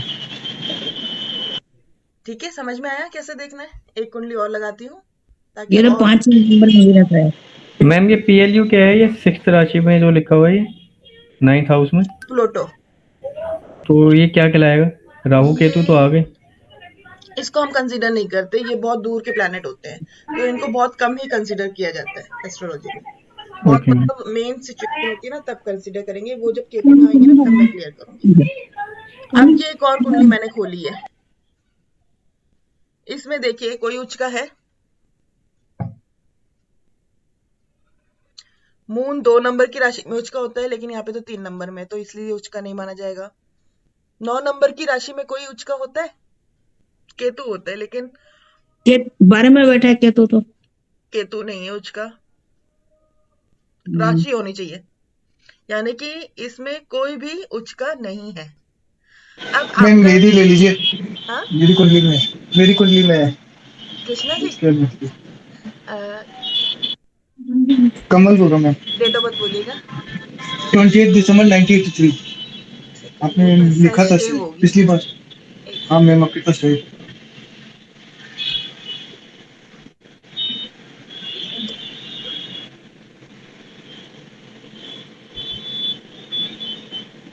हम्म, अब इसमें देखते हैं कौन से उच्च के, बताइए। राहु 2 नंबर में, राहु शनि केतु शनि। बिल्कुल शनि भी उच्च का है। और कोई? राहु केतु शनि ये तीनों तीनों हो उच्च गए। के। अब आते हैं नीच का, देख लेते हैं नीच की कोई है प्लैनेट, ये भी देखो। मैम मंगल हो गया ना 6 पे। मंगल चौथी राशि में नीच का होता है।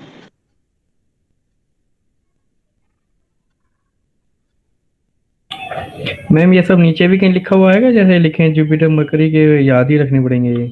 ऊंच नीच का हाँ जी। ये याद करने पड़ेंगे। अच्छा, इसमें कहीं नहीं लिखा होगा? नहीं, ये लिखा हुआ नहीं होगा, ये आपको याद होने चाहिए। ऊंच है तो ग्रीन हो जाए और नीचे तो रेड कलर में आ जाए, ऐसा कुछ नहीं? ये जैसे नहीं राहु नहीं, इन्होंने दिया है हमारी 4 नंबर सॉफ्टवेयर में, से नहीं 4 नंबर मिलती की राशि में। जी। ये 4 नंबर की मैम राशि वृष में राशि राहु में, है। वृष सेकंड में है ना, वृष राशि हो गई ना। बिल्कुल।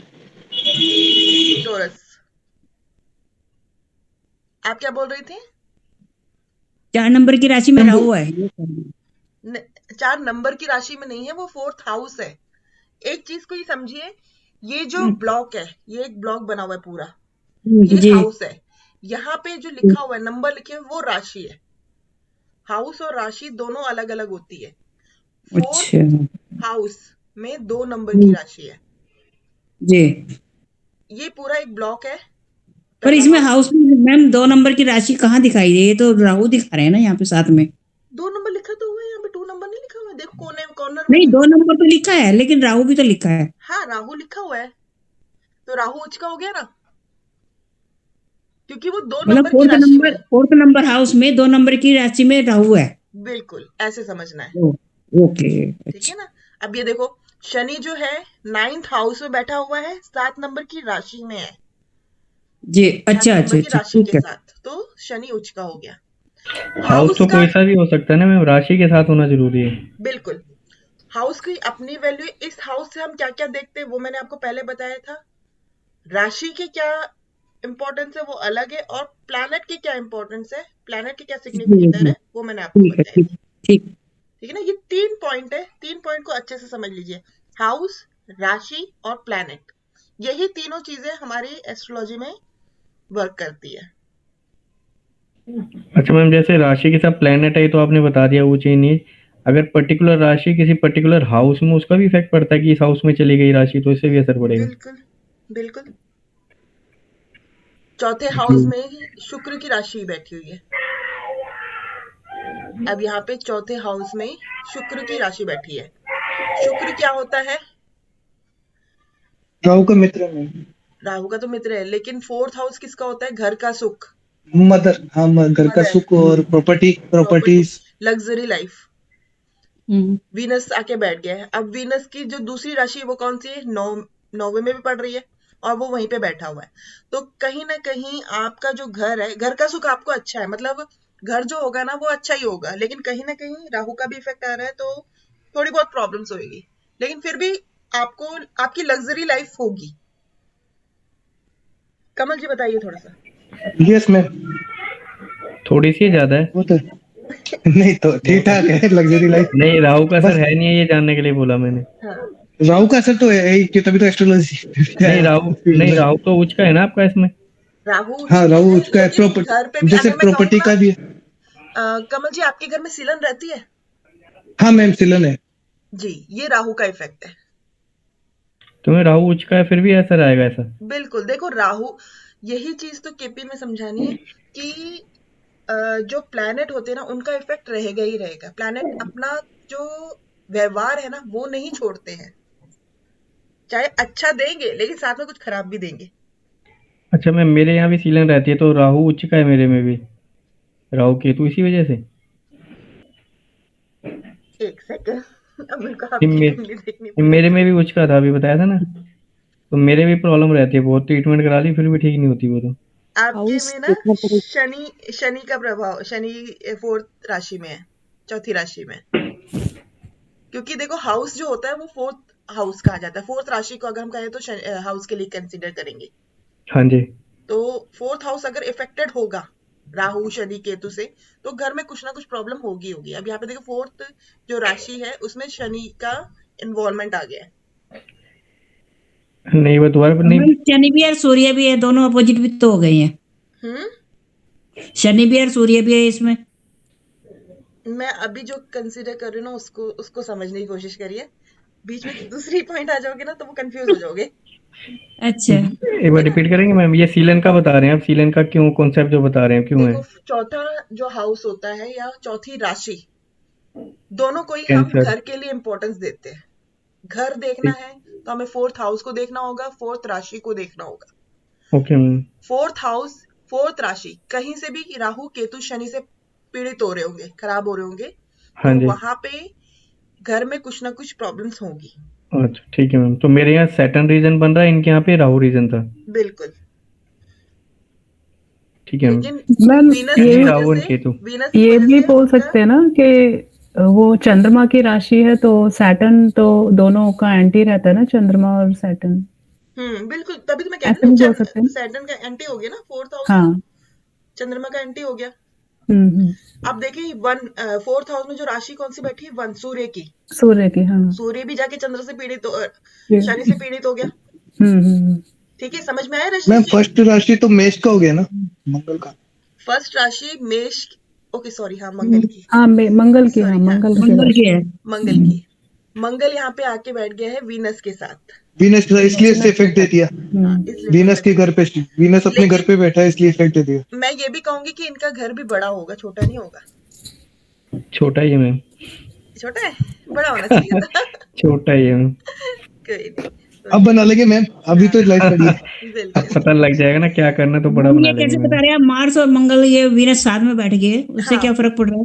क्योंकि वीनस का इफेक्ट भी तो ले रहा है वो, जिसके साथ बैठ गया उसकी पावर भी तो लेगा। वीनस क्या होता है, मंगल, लग्जरी का होता है, हाँ बिल्कुल। और मंगल इनके वाइफ से इनको ज्यादा सपोर्ट मिल जाएगा। बिल्कुल वाइफ से सपोर्ट मिलता ही होगा इनको, डेफिनेटली मिलता है, हाँ मिलता है मैम। बिल्कुल मिलता वाइफ से और छोटे भाइयों से ज्यादा। छोटे भाई है ही नहीं कोई, है। कोई बात नहीं। तो इसलिए सपोर्ट ही मिलता, वाइफ से मिल जाता है। बिल्कुल, कई बार फ्रेंड्स वगैरह से मिल जाता होगा, क्योंकि मंगल ना फ्रेंड्स वगैरह से भी लिंक करते हैं, सिर्फ छोटे भाई नहीं होते, इसमें फ्रेंड्स भी इंक्लूड हो जाते हैं। नहीं मैम, फ्रेंड सर्कल है ही नहीं, वो छोटा था, एक दो ही लोग हैं बस। तो जो होंगे ना मैम वो भी खास होंगे आपके। मैम एक सेकंड, एक बात पूछूं। हम्म, ये जैसे सूर्य के घर में वीनस आ गया है, हम्म। तो वो वीनस को इफेक्ट नहीं करेगा? ऐसा सूर्य नहीं के है? घर में वीनस आ गया है, जैसे मार्स और वीनस है ना, 5th हाउस में है। बिल्कुल उसका अपना अलग लॉजिक है, अच्छा ठीक है ना, वो अलग पॉइंट पे जाएंगे हम। अच्छा। लेकिन सबसे पहले आपने क्या करना है, किसी की भी जब हम कुंडली देखते हैं ना, हमने देखना है कि लगन लॉर्ड कौन बना है।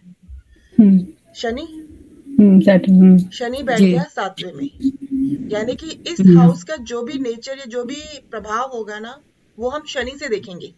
शनि कैसा है, जैसा शनि होगा ना वैसा ही इस हाउस का प्रभाव होगा। इस हाउस से हम क्या देखते हैं, शरीर देखते हैं अपना, हम्म अ, व्यवहार देखते हैं, हमारा हेल्थ इश्यूज देखते हैं। तो शनि जैसा होगा ना वैसा ही इस हाउस का होगा। अब सेकंड हाउस क्या हो गया, वो भी शनि का है, बैठ गया 7th में, 7th में। चौथी राशि में। अब जब ये चौथी राशि में बैठा है तो कहीं ना कहीं अपनी एंटी प्लैनेट की राशि में बैठा हुआ, तो कहीं ना कहीं इनकम में भी इफेक्ट आता है। इनकम इनकी ठीक ठाक होगी, मतलब बहुत अच्छी भी मैं नहीं कहूंगी, ठीक ठाक होगी। हाँ जी मैम। अब देखिए जुपिटर, जुपिटर 12वीं राशि है यहाँ पे। जुपिटर कहाँ बैठ गया है, छठे में। छठे में। किसकी राशि में बैठा है, बुध की। बुध की राशि में। बुध कैसा है इसके साथ, बुध तो ठीक है मैम। जुपिटर के साथ तो बुध ये कैसा नहीं है, नहीं नहीं नहीं, unfriendly सॉरी है। Sorry sorry. जुपिटर के साथ मैम सम बोला जाता है, सम बोला जाता है ना, हाँ। ठीक ठाक। अनफ्रेंडली बोला जाता है, शत्रु अनफ्रेंडली है। हाँ वो जुपिटर को खराब करता है ना। खराब करता है। तो हाँ यहाँ ठीक पे है। कहीं ना कहीं मैं ये कहूंगी थर्ड हाउस से रिलेटेड जो रिजल्ट है ना उसमें कमी आती है। थर्ड हाउस किसका होता है, छोटे भाई बहन का छोटे होता है, भाई बहन। छोटे भाई बहनों को। मेहनत का हो गया, पराक्रम का हो गया। तो ये करना तो बहुत कुछ चाहते हैं लेकिन मेहनत कर नहीं पाते होंगे ज्यादा, मेहनत ज्यादा करते तो हूँ लेकिन रिजल्ट नहीं मिलता। बस वही रिजल्ट नहीं मिलता, ये समझ हाँ जी। लीजिए। अब तो ये जुपिटर का क्या रिलेशन हुआ थर्ड हाउस से? ये देखिए ना, थर्ड जहाँ पे 12th का लॉर्ड है वो कहाँ पे गया, अच्छा वो ठीक ठीक है मैम, वो इधर 6th चला हाउस गया। में गया, थर्ड राशि में। थर्ड हाँ राशि जी। किसकी है, बुध की है। हमने पता है इन दो तीनों चीजों को कनेक्ट करना है आपस में। एक जो है ये मंगल की है, मंगल कहाँ पे बैठ गया है, 5th हाउस में। देखिए मंगल 5th हाउस में बैठ गया है तो आपको बच्चों का सुख तो है, हाँ जी।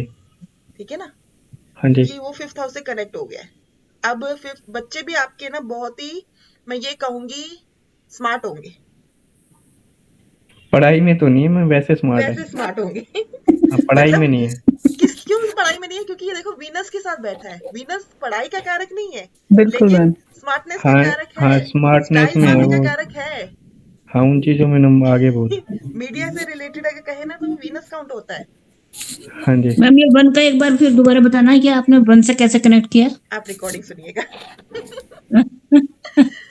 अब ये देखिए सेकंड हाउस क्या है, वीनस का है। वीनस खुद ही चढ़ गया अपने ही भाव में, तो यहाँ पे मैं कहूंगी आपकी वाइफ से भी आपको सपोर्ट मिलता है। हाँ जी। थर्ड हाउस किसका है, बुध का है। बुध कहाँ पे बैठा है, 7th में। किस राशि में बैठा हुआ है, चौथी राशि में। साथ में कौन कौन से प्लैनेट बैठे हुए हैं, शनि चंद्र, शनि और सूर्य, सॉरी। तो कहीं ना कहीं बुध जो है सूर्य के साथ तो अच्छा है लेकिन शनि के साथ भी फ्रेंडली है, लेकिन बैठा कौन सी राशि में है? चौथी मून राशि राशि में, इसलिए इफेक्ट गलत दे रहा है। तो यहाँ पे कहीं ना कहीं मरकुरी का रिजल्ट भी खराब हो रहा है। मून तो मैम राशि आपकी बेटी है? मैम एक डाउट है बेटी मैम, है? केपी में इसका फिर वो भी देखना पड़ेगा ना, इसका नक्षत्र भी, हाँ उससे भी पता पड़ेगा ना। वो हम केपी में जाएंगे। ये बस बेसिकली मैं समझा रही हूँ कि कुंडली को जो वैदिक में देखते हैं ना, उसको देखने का ढंग इस तरह से होता है। मुफ्ती अच्छा मैम, मैम, तो ये चंद्र को भी खराब कर रहा है ना फिर मरकरी? बिल्कुल। अब मुझे एक बात बताइए, आपकी बेटी है? नहीं मैम। नहीं है, क्योंकि बुध यहाँ पे बेटी का अच्छा नहीं है। कहीं ना कहीं बुध की कमी आ जाती है, बेटी की कमी आ जाती है। हम्म, बेटी का जो कारक है वो बुध भी होता है। पांचवा जो भाव है वो, सॉरी, पांचवी जो राशि है वो सूर्य की है। सूर्य भी देखिए 7वें भाव में बैठ गया है। अब सूर्य जब 7वें भाव में बैठ गया, शनि के साथ बैठ गया, तो कहीं ना कहीं आपके कॉन्फिडेंस लेवल में भी कुछ ना कुछ कमी आ जाती है। हाँ जी, छठा भाव क्या है? वही अपने पे वही है ना, भरोसा नहीं है, जो मैं कह रहा था, जो लाइन लिखी थी। कई बिल्कुल चीजों में अपने ऊपर भरोसा नहीं होता कि हो कर पाऊंगा कि नहीं कर पाऊंगा, बिल्कुल। अब वो आते हैं चीज आ छठे जाती की, बुध। इसकी भी स्वामी बुध है, तो सेम एज इट इज बुध का जो रिजल्ट है वही होगा। सातवां का वीनस है। अब ये क्या है? भाग्य, ये है पूजा पाठ, या मतलब कह सकते हैं हम पिता का हाउस है। है। हाँ 9th जी, हाउस पिता के लिए कंसीडर किया जाता है। पिता से आपकी कैसी बनती है? ज्यादा नहीं है, नहीं लिमिट है, तक है बस। बिल्कुल। क्यों? क्योंकि 6th राशि है यहाँ पर, राहु भी बैठा हुआ है, मून को अफ्लेक्ट कर रहा है, ये हाउस खराब कर रहा है बेटे। बेसिकली हम क्या देख रहे हैं? हाउस को देख रहे हैं कि हाउस से जो कारक तत्व है वो किस वजह से खराब हो रहे हैं, राशि की वजह से भी और प्लैनेट की वजह से भी। अब यहाँ पे आते हैं, 7th राशि है। 7th कहाँ बैठ गया? वीनस, मंगल के साथ। तो यहाँ पे जो आपका कर्म है, काम है, ठीक है, मैं ये नहीं कहूंगी खराब है, ठीक ठाक है। मेहनत बहुत करनी पड़ती है, लेकिन बेसिकली क्यों? क्योंकि हाँ आपका जी, शनि लग्नेश है।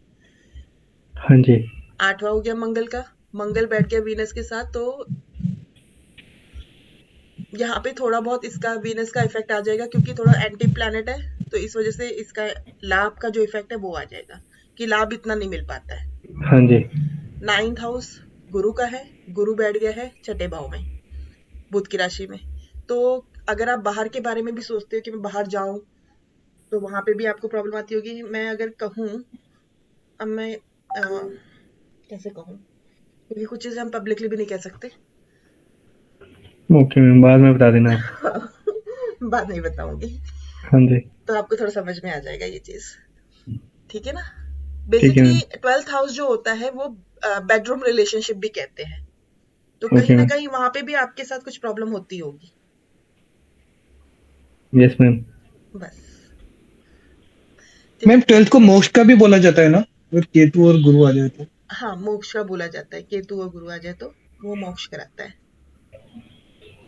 अब तो ये कुंडली, मैम, ये 12th हाउस फिर में 12th हाउस में जुपिटर की राशि आ गई है इसलिए? नहीं नहीं, प्लैनेट की बात कर रहे थे। ओके। आप किस पॉइंट पे आपने कहा? किसमें ये? मैं ट्वेल्थ हाउस में जुपिटर की बेडरूम राशि। रिलेशनशिप। हाँ, हाँ, जुपिटर की, और जुपिटर बैठा कहाँ पर है? तीसरी राशि के साथ तीसरी में, राशि। बुध के साथ, बुध की राशि है। बुध ने हाँ, जुपिटर को खराब कर दिया, ठीक है। तो कहीं ना कहीं इस हाउस का भी रिजल्ट खराब आएगा। फिर चाहे उन्हें बाहर विदेश जाना हो तो वो भी नहीं बन पाता होगा। हाँ मैम, एक बार जाने वाला था, मैं तो जा नहीं पाया, मेरा फ्रेंड चला गया। अभी खर्चे तो वही है, वगैरह भी, 16 साल हो गए वही है, वापिस ही नहीं आया। खर्चे वगैरह भी लगे रहते होंगे। हाँ जी, अटरम सटरम जो भी है, ऐसे खर्चे लगे रहते होंगे, हाँ जी, बेफालतू के ज्यादातर। हाँ जी। अब यहाँ पे हमने कुंडली डिस्कस करी कि कुंडली को कैसे देखना है। ये आप बाद में वीडियो भी देखिएगा तो और उसे समझने की कोशिश करिएगा। तो इसका बाद थैंक यू में भी मैम, ये डिटेल, बिल्कुल समझ में नहीं आया था, आज बहुत अच्छे से समझ आ रहा है ये। Thank you. तो मैम इसको बाद में वो डिटेल में बताएंगे, ये खत्म हो गए हैं इसके नहीं, रीडिंग? ये कॉन्सेप्ट यहीं खत्म हो गया है। अब इसको मैं और डिटेल में नहीं लेके जाऊंगी, क्योंकि मैंने बेसिकली वैदिक नहीं कराऊंगी, मैं केपी कराऊंगी। केपी को मैं डिटेल में अब लेके जाऊंगी। अब समझ आया मैम, वो पहले तो यही नहीं पता लगता था, इतना कंफ्यूज हो जाते थे राशि में, घर में, इसमें। अब थोड़ा क्लियर हुआ है। बिल्कुल। एक्चुअल में पहले मैंने क्लासेस ना व्हाट्सएप से लेती थी ज्यादातर, अब जूम पे आना शुरू करा है। बिल्कुल बिल्कुल। मैंने कहा थोड़ा सा चेंज करते हैं लाइफ में, थोड़ा सा इम्प्रूवमेंट करते हैं। नहीं, अच्छा, बहुत अच्छा लग रहा है मैम। जी। अब आते हैं नेक्स्ट। एक बार ये कॉन्सेप्ट खत्म कर देते हैं बेसिक का हम, ताकि नेक्स्ट क्लास फिर हम वैदिक केपी से स्टार्ट कर दें।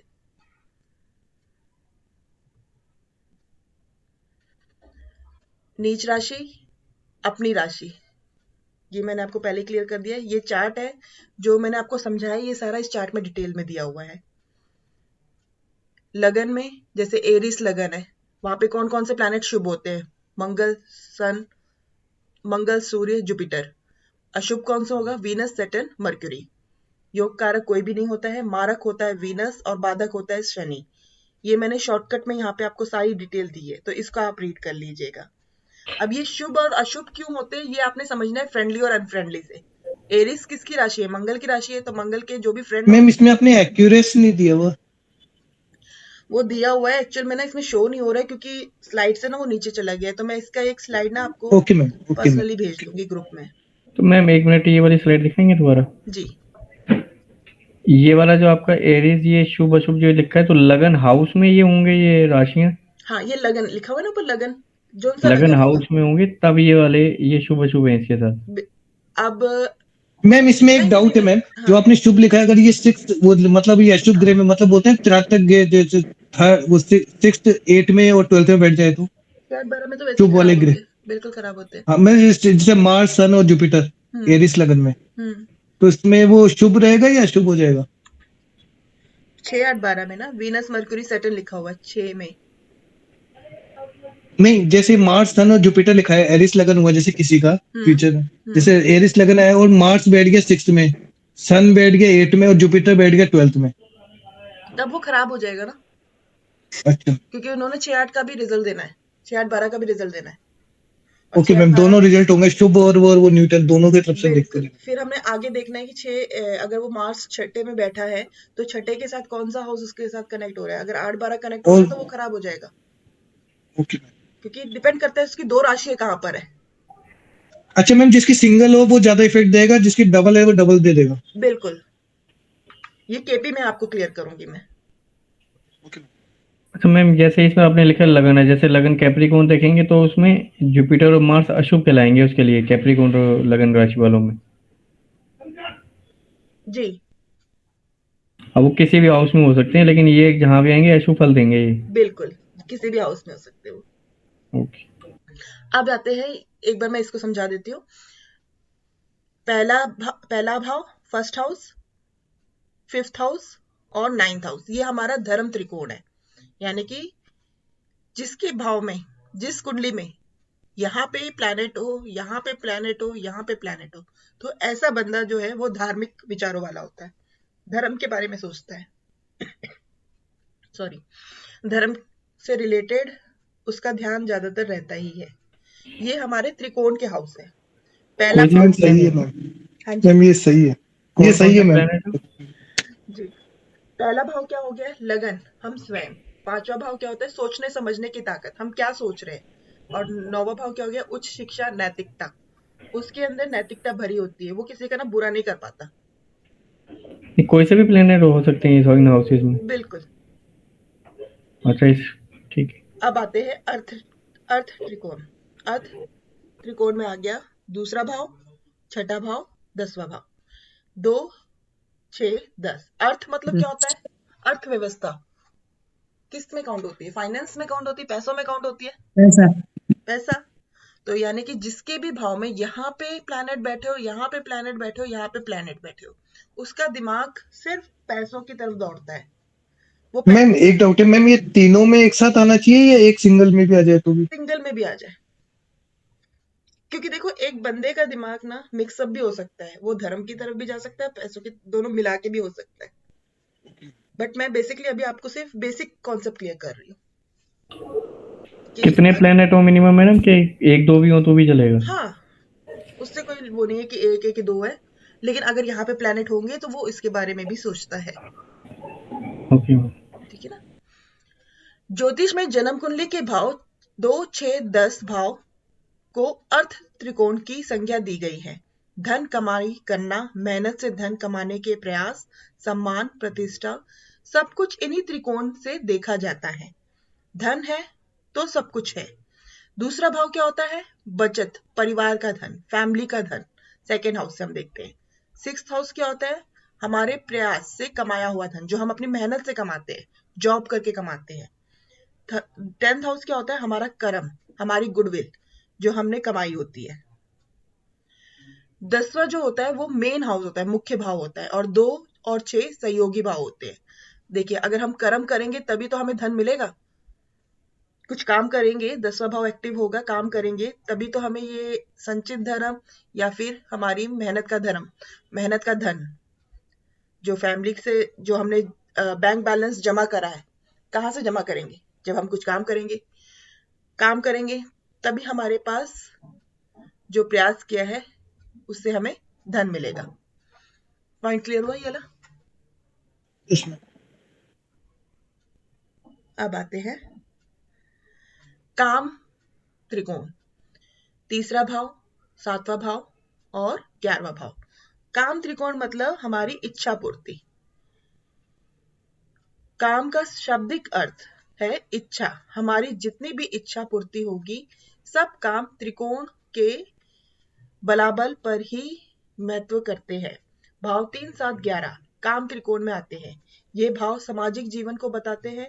समाज से हमारा व्यवहार कैसा है, हमारी प्रगति कैसी है, शादी जहाँ से हमें गृहस्थ जीवन में प्रवेश करते हैं, ये चीज कैसी है, सभी तरह के भौतिक सुख भोग के लिए ये त्रिकोण बहुत कारगर है। ज्ञान लेने के बाद, धन कमाने के बाद, ये तीसरे त्रिकोण हैं जो हमें संसारिक चीजों की इच्छा की पूर्ति वाला होता है। हमने धर्म भी कर लिया, पैसा भी कमा लिया, अब हमारी जो इच्छा होती है थोड़ा से आराम करने की, कह सकते हैं हम अपनी फैमिली टाइम देने की, भौतिक सुख भोगने की, तो वो हम कहाँ से देखेंगे? 3, 7, 11 से।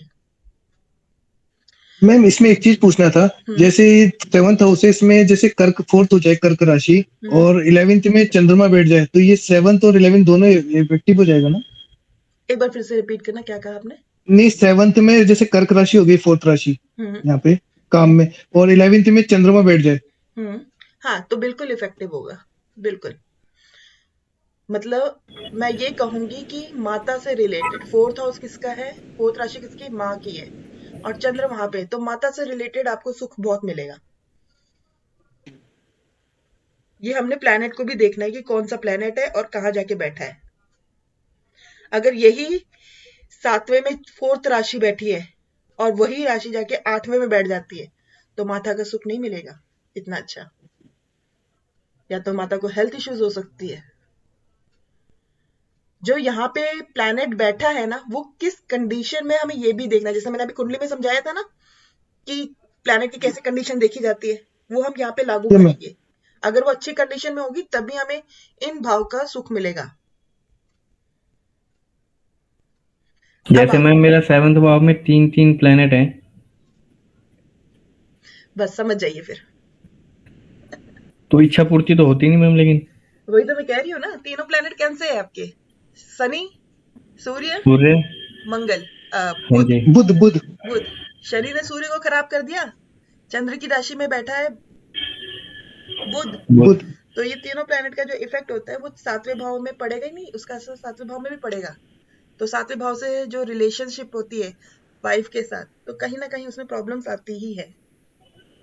तो नहीं, इच्छा पूर्ति का मैम, जैसे इच्छाएं पूर्ति करना लाइफ की, वो जो मेटेरियलिस्टिक चीजें वो भी पूरी नहीं होती, जो इसमें बताया ना 7वें में हूँ। वो तभी तो नहीं होती क्योंकि वो तीनों प्लेनेट की वजह से। बिल्कुल कहीं ना कहीं 7th हाउस का जो इफेक्ट है ना वो खत्म कर रहा है। और कुंडली में बाकी अर्थ अगर पैसों से रिलेटेड है तो आप देख लीजिए, गुरु आपका 6th में बैठा हुआ है, बुध के साथ आने से छठा भाव भी जो अर्थ का भाव है वो भी इफेक्टेड आ गया, तो कहीं ना कहीं उसमें भी प्रॉब्लम आ जाती है। आती है कि नहीं ओके आती? मैम, हाँ जी। ये देखने सारे प्लैनेट होंगे आपको कि कौन सा प्लैनेट कहाँ बैठा हुआ है और किस कंडीशन में बैठा हुआ है। Okay ma'am. मोक्ष, मोक्ष के लिए जो काउंट होता है वो होता है 4, 8 एंड 12, 4, 8 एंड 12 मोक्ष त्रिकोण। मोक्ष त्रिकोण का सीधा मतलब है समर्पण होना, समर्पित होना। बस ऐसे ही मोक्ष कहा जाता है। जब भी अपना सुख दुख दूसरों के सुख दुख में दिखने लगे तो बस समझ जाइए कि ये मोक्ष के राह है। अपने आप को आपने समर्पण कर दिया भगवान की तरफ, अपना सब कुछ छोड़ दिया। मतलब अब आपको धन दौलत से कोई लगाव नहीं है, परिवार से कोई लगाव नहीं है, आप मोक्ष की राह पे चल पड़े हैं। तो जिनके ये भाव एक्टिव होते हैं ना, वो ज्यादातर ऐसे सोचते हैं कि हम लोग घर बार छोड़ के भाग जाएंगे। क्लियर हुआ? तो इसमें प्लेनेट जैसे अपोजिट इफेक्ट दे रहे होंगे तब मैम, जैसे अभी पीछे 7th में हो रहा था। हाँ, फिर वो प्लैनेट की कंडीशन देखेंगे, प्लैनेट कैसा है, वो चीज तो हम स्टडी करेंगे ही करेंगे। Okay ma'am. लेकिन यहाँ पे जो अगर मान लीजिए प्लैनेट है और अच्छी पोजीशन पे है तो वो मोक्ष की राह पे जा सकता है। लेकिन अगर वही चीज खराब हो रहा है तो वो मोक्ष की राह पे नहीं जाएगा, वो मोक्ष की राह पे जाने ही नहीं देगा आपको। हम जैसे कोई पापी ग्रह बैठा है ऐसे। हाँ बिल्कुल, या तो किसी शत्रु के साथ बैठ गया हो। हम्म। यहाँ या शत्रु ऐसे ही बैठ जाए मैम तो भी इफेक्ट देगा। बिल्कुल यहाँ की क्वालिटी खत्म कर देगा, मोक्ष की क्वालिटी खत्म कर देगा। 4th हाउस क्या होता है? मुख्य भाव होता है। 8 और 12 सहयोगी होता है, मतलब ये सपोर्ट करते हैं। और मेन जो होता है 4th हाउस होता है। अब आते हैं त्रिकोण संबंध में। जब ग्रहों का नक्षत्र एक होता है तो उसका, ये मैं आपको बाद में समझाऊंगी। ये मैंने जो एक तो महादशा का समझाया था कि चंद्र जिस राशि में होता है उसी नक्षत्र स्वामी से महादशा शुरू होती है। ये केपी में क्लियर कर दूंगी। युति, जब हम देखते हैं ना दो प्लेनेट, इसको नेक्स्ट क्लास में क्लियर करेंगे, ये बहुत लंबा कॉन्सेप्ट है। ओके, ये ऊंच नीच का जो है वही कॉन्सेप्ट है। मूल त्रिकोण, दृष्टि। अब दृष्टि को समझ लेते हैं। देखिए, ग्रहों की अपनी अपनी दृष्टि होती है। सूर्य चंद्र बुध शुक्र, सूर्य चंद्र बुध शुक्र इन सब की 7वीं दृष्टि होती है, मतलब अपने से सामने देखते हैं। जैसे कि चंद्र यहाँ पे बैठ गया मतलब 4th हाउस में, तो वो अपने से सामने कहाँ पे देख रहा है? 10वें भाव में देख रहा है, तो इसका इफेक्ट 10वें भाव में भी जाएगा। Same as it is Budh Shukra सूर्य। मान लीजिए सूर्य यहाँ पे बैठ गया 1st हाउस में और अपनी दृष्टि से वो 7वें भाव में देखेगा, यानी कि 7th हाउस में भी उसका इफेक्ट जाएगा। यानी कि अगर सूर्य 1st हाउस में बैठा है तो वो बहुत ही एग्रेसिव माइंड का होगा, क्योंकि सूर्य गर्माहट होती है। अब 7वां भाव कौन सा होता है? उसका व्यवहार का, वह शादीशुदा जिंदगी का होता है। तो जो गर्माहट है उसका असर 7वें भाव में भी जाएगी, मतलब कि फैमिली लाइफ में भी कहीं ना कहीं कुछ प्रॉब्लम हो सकती है। यानी कि जो इफेक्ट उस प्लैनेट का है वो अपने से 7वें भाव में भी डालेगा। कुछ प्लैनेट की स्पेशल दृष्टि होती है। शनि की दृष्टि, मंगल की दृष्टि, गुरु की दृष्टि, राहु की दृष्टि और केतु की दृष्टि। शनि की 3, 7, 10 होती है, मंगल की 4, 7, 8 होती है, गुरु की 5, 7, 9 होती है, राहु की भी 5, 7, 9 होती है और केतु की भी 5, 7, 9 होती है। ये दृष्टि आपको याद होनी चाहिए। शनि जहां बैठता है वहां से अपने 3रे भाव में भी देखेगा, 7वें भाव में भी देखेगा और 10वें भाव में देखेगा। अब यहाँ पे देखिए शनि यहाँ पे बैठा हुआ है, तो यहाँ से काउंट करेंगे 1 2 3 4 5 6 7 8 9 10, यानी कि 3रे भाव में, 7वें भाव में और 10वें भाव में इसकी दृष्टि जा रही है। सेम एज इट इज मंगल जहां बैठा है वहां से वो 4थे भाव में भी देखेगा, 7वें में भी, 8वें में भी। अब यहाँ पे मंगल बैठा है तो 1, जहां पे बैठा है ना वहीं से 1 काउंट करेंगे। 1 2 3 4 5 6 7 8, इस तरह से इसकी दृष्टि जाएगी। गुरु जहां बैठा है वहां से 5वें 9वें और 7वें में। अब गुरु यहाँ पे बैठा है तो यहीं से हम काउंट करेंगे 1 2 3 4 5 6 7 8 9, ये गुरु की दृष्टि हो गई।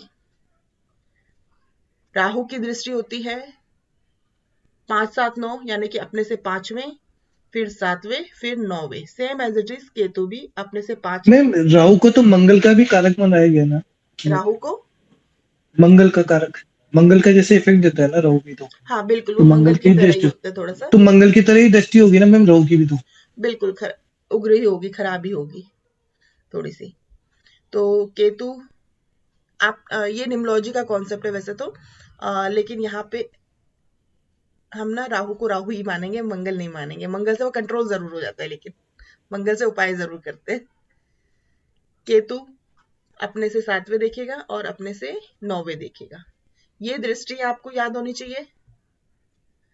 अब आते हैं, हम केतु और राहु दोनों सेम है, इसका मतलब हाँ दृष्टि। बिल्कुल, केतु राहु गुरु तीनों की सेम है, ओ ठीक है। 5 7 9। शनि के 3 7 10, शनि के 3 7 10, मंगल के 4 7 8। सब प्लेनेट की 7वीं दृष्टि तो है ही है, लेकिन कुछ प्लेनेट को स्पेशल दृष्टि भी दी गई है। जैसे कि शनि को 3 और 10 की दी है, मंगल को 7 और 8 की दी है, गुरु को 5 9 की दी है, राहु को भी और केतु को भी 5 9 की दी है। इसको नेक्स्ट क्लास में क्लियर करते हैं। वक्रीय मार्गी,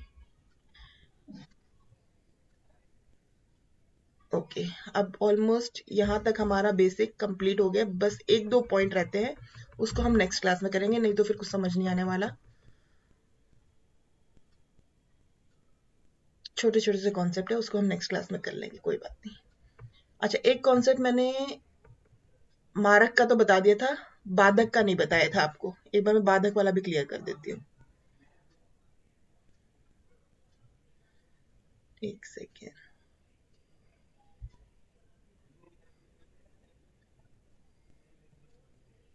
बाधक ग्रह, बाधक ग्रह क्या है? किसी कार्य में बाधा या रुकावट उत्पन्न करने वाले ग्रह को बाधक ग्रह कहते हैं। जन्म कुंडली के अध्ययन के समय यदि कोई ग्रह देखने में योगकारी या लाभकारी प्रतीत होते हैं, परंतु वास्तव में जातक के जीवन में वह ग्रह अनिष्टकारी कर सकते हैं, तो ऐसे ग्रह को बाधक ग्रह भी कहते हैं। अब बाधक ग्रह के लिए हम क्या समझेंगे? देखिए 1 4 7 10, हमने ये चीज, ये आप मत देखिए कि ये कहाँ पे बैठे हुए हैं। लगन यानी कि फर्स्ट हाउस, फर्स्ट हाउस में चाहे 1 राशि आए, 4 राशि आए, 7 राशि आए या 10 राशि आए, 1 नंबर की आए, 4 नंबर की आए, 7 नंबर की आए या 10 नंबर की आए, तो इसके लिए जो बाधक होगा वो होगा 11वां भाव, मतलब 11th हाउस में जो राशि होगी ना वो बाधक होगी। अब जैसे कि मैं इसको कुंडली में बाद में एक्सप्लेन करती हूँ, पहले मैं इसको समझा देती हूँ। अब यहाँ पे लगन में ही समझ लीजिए 2 नंबर आ जाए, 5 नंबर आ जाए, 8 नंबर आ जाए, 7 नंबर आ जाए लगन में, तो इसके लिए जो बाधक होगा वो होगा 9th हाउस की राशि। 9th हाउस में जो भी लॉर्ड होगा ना वो बाधक हो जाएगा। यहाँ पे लगन में 3 6 9 12 ये लगन में आ जाए, इनमें से कोई भी राशि आ जाए, तो उसके लिए जो बाधक हो गया वो हो गया 7वें भाव की राशि, मतलब 7वें में जो भी राशि होगी वो बाधक होगी। अब मैं इसको कुंडली में क्लियर करती हूँ कि कैसे देखना है। ये बस थोड़ा सा मेरा ये एक लास्ट वाला कॉन्सेप्ट है, इसको मैं क्लियर कर देती हूँ कुंडली में, ताकि एक बार पता चल जाए।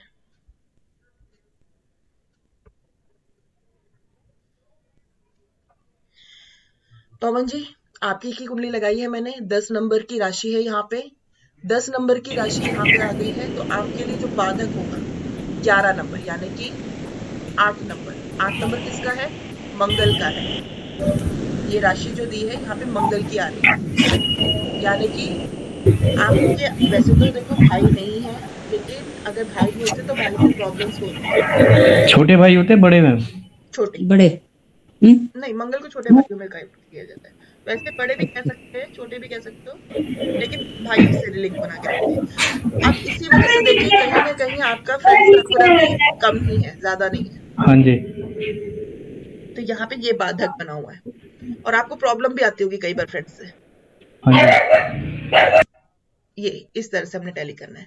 जब हम पूरी कुंडली टैली करते हैं ना तो हमें बहुत सी चीजें सामने आती है। हम पहले एक एक पॉइंट को कर रहे थे ना, जब पूरी कुंडली करेंगे ना तो हर पॉइंट पे हमें नजर मारनी पड़ती है, ठीक है ना। अब मान लीजिए अगर यहाँ पे 4 नंबर आ जाता, जैसे कि मैं इसको एक बार रोटेट कर देती हूँ,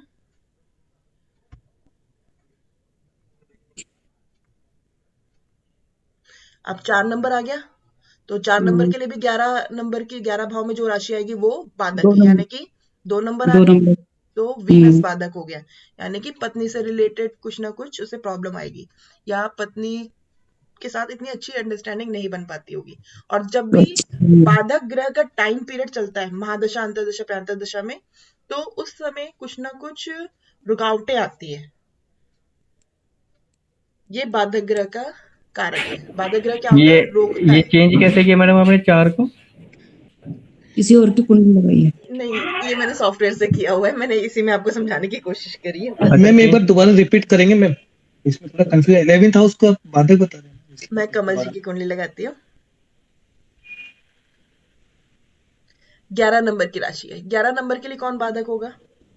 9 नंबर में जो बैठा है, यहाँ 11 नंबर में 9 नंबर की राशि बैठी है। Ma'am Jupiter. जुपिटर है। एक बार देखिए, मैम धनु हो गया ना, सन भी हो धनु गया, मकर मरकरी है भी। इसमें। ये देखिए 9 नंबर में 9वें हाउस में कौन सी राशि है? वीनस। वीनस और शनि वीनस सैटर्न। है ना। 7 लिब्रा। तो कहीं ना कहीं इनको जब जब वीनस का टाइम पीरियड आएगा ना, तो इनके काम में या कहीं ना कहीं कुछ ना कुछ प्रॉब्लम्स आती होगी। मम्मी इसमें 9 नंबर हाउस क्यों नहीं देख रहे हम? हाँ, 11 में, 11 पे तो 9 नंबर हाउस बन रहा है ना। मैंने अभी जो आपको समझाया था उसको समझिए कि 1 4 7 10 अच्छा अच्छा उसमें ठीक जो है। भी राशि आएगी तब हम 11 नंबर की राशि देखेंगे। अच्छा अच्छा अच्छा। ठीक है ना। हम्म, और 2 5 8 11, तो यहाँ पे हम 9 नंबर की राशि देखेंगे कि 9th हाउस में कौन सी राशि आ रही, सॉरी अच्छा 9th हाउस ठीक में है कौन सी राशि आ रही है। ठीक है मैम, ठीक। 3 6 9 12, तब हम देखेंगे हम्म, 7वें भाव में कौन सी राशि आ रही है। ठीक है सॉरी मैम। ठीक है ना। नहीं नहीं कोई बात नहीं। अरे इसमें सॉरी क्या बोलने वाली बात है। हम्म, पूछो पूछो पूछो पूछो। क्लियर हुआ? मैम एक बार वो चार्ट वापस रिपीट कर दिखा देंगे एक बार, कौन सा वाला? अच्छा जो वो अभी चार्ट। आपने बाधक वाला दिया था ना। हम्म। बाधक स्थिर लगन और वाला बाधक वाला। जी जी जी, मैं वो कर देती हूँ। अच्छा वैसे पीडीएफ मिल गई है ना सबको? मुझे एक बार बताइएगा। हाँ मिल गई मैम।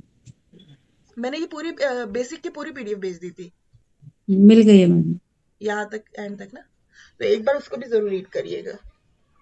देखिए 1 4 7 10 ये लगन में आ जाए, ये राशि लगन में आ जाए, मतलब कि इस लगन की राशि लगन में आए, तो 11th हाउस में जो भी राशि आएगी वो बाधक होगी।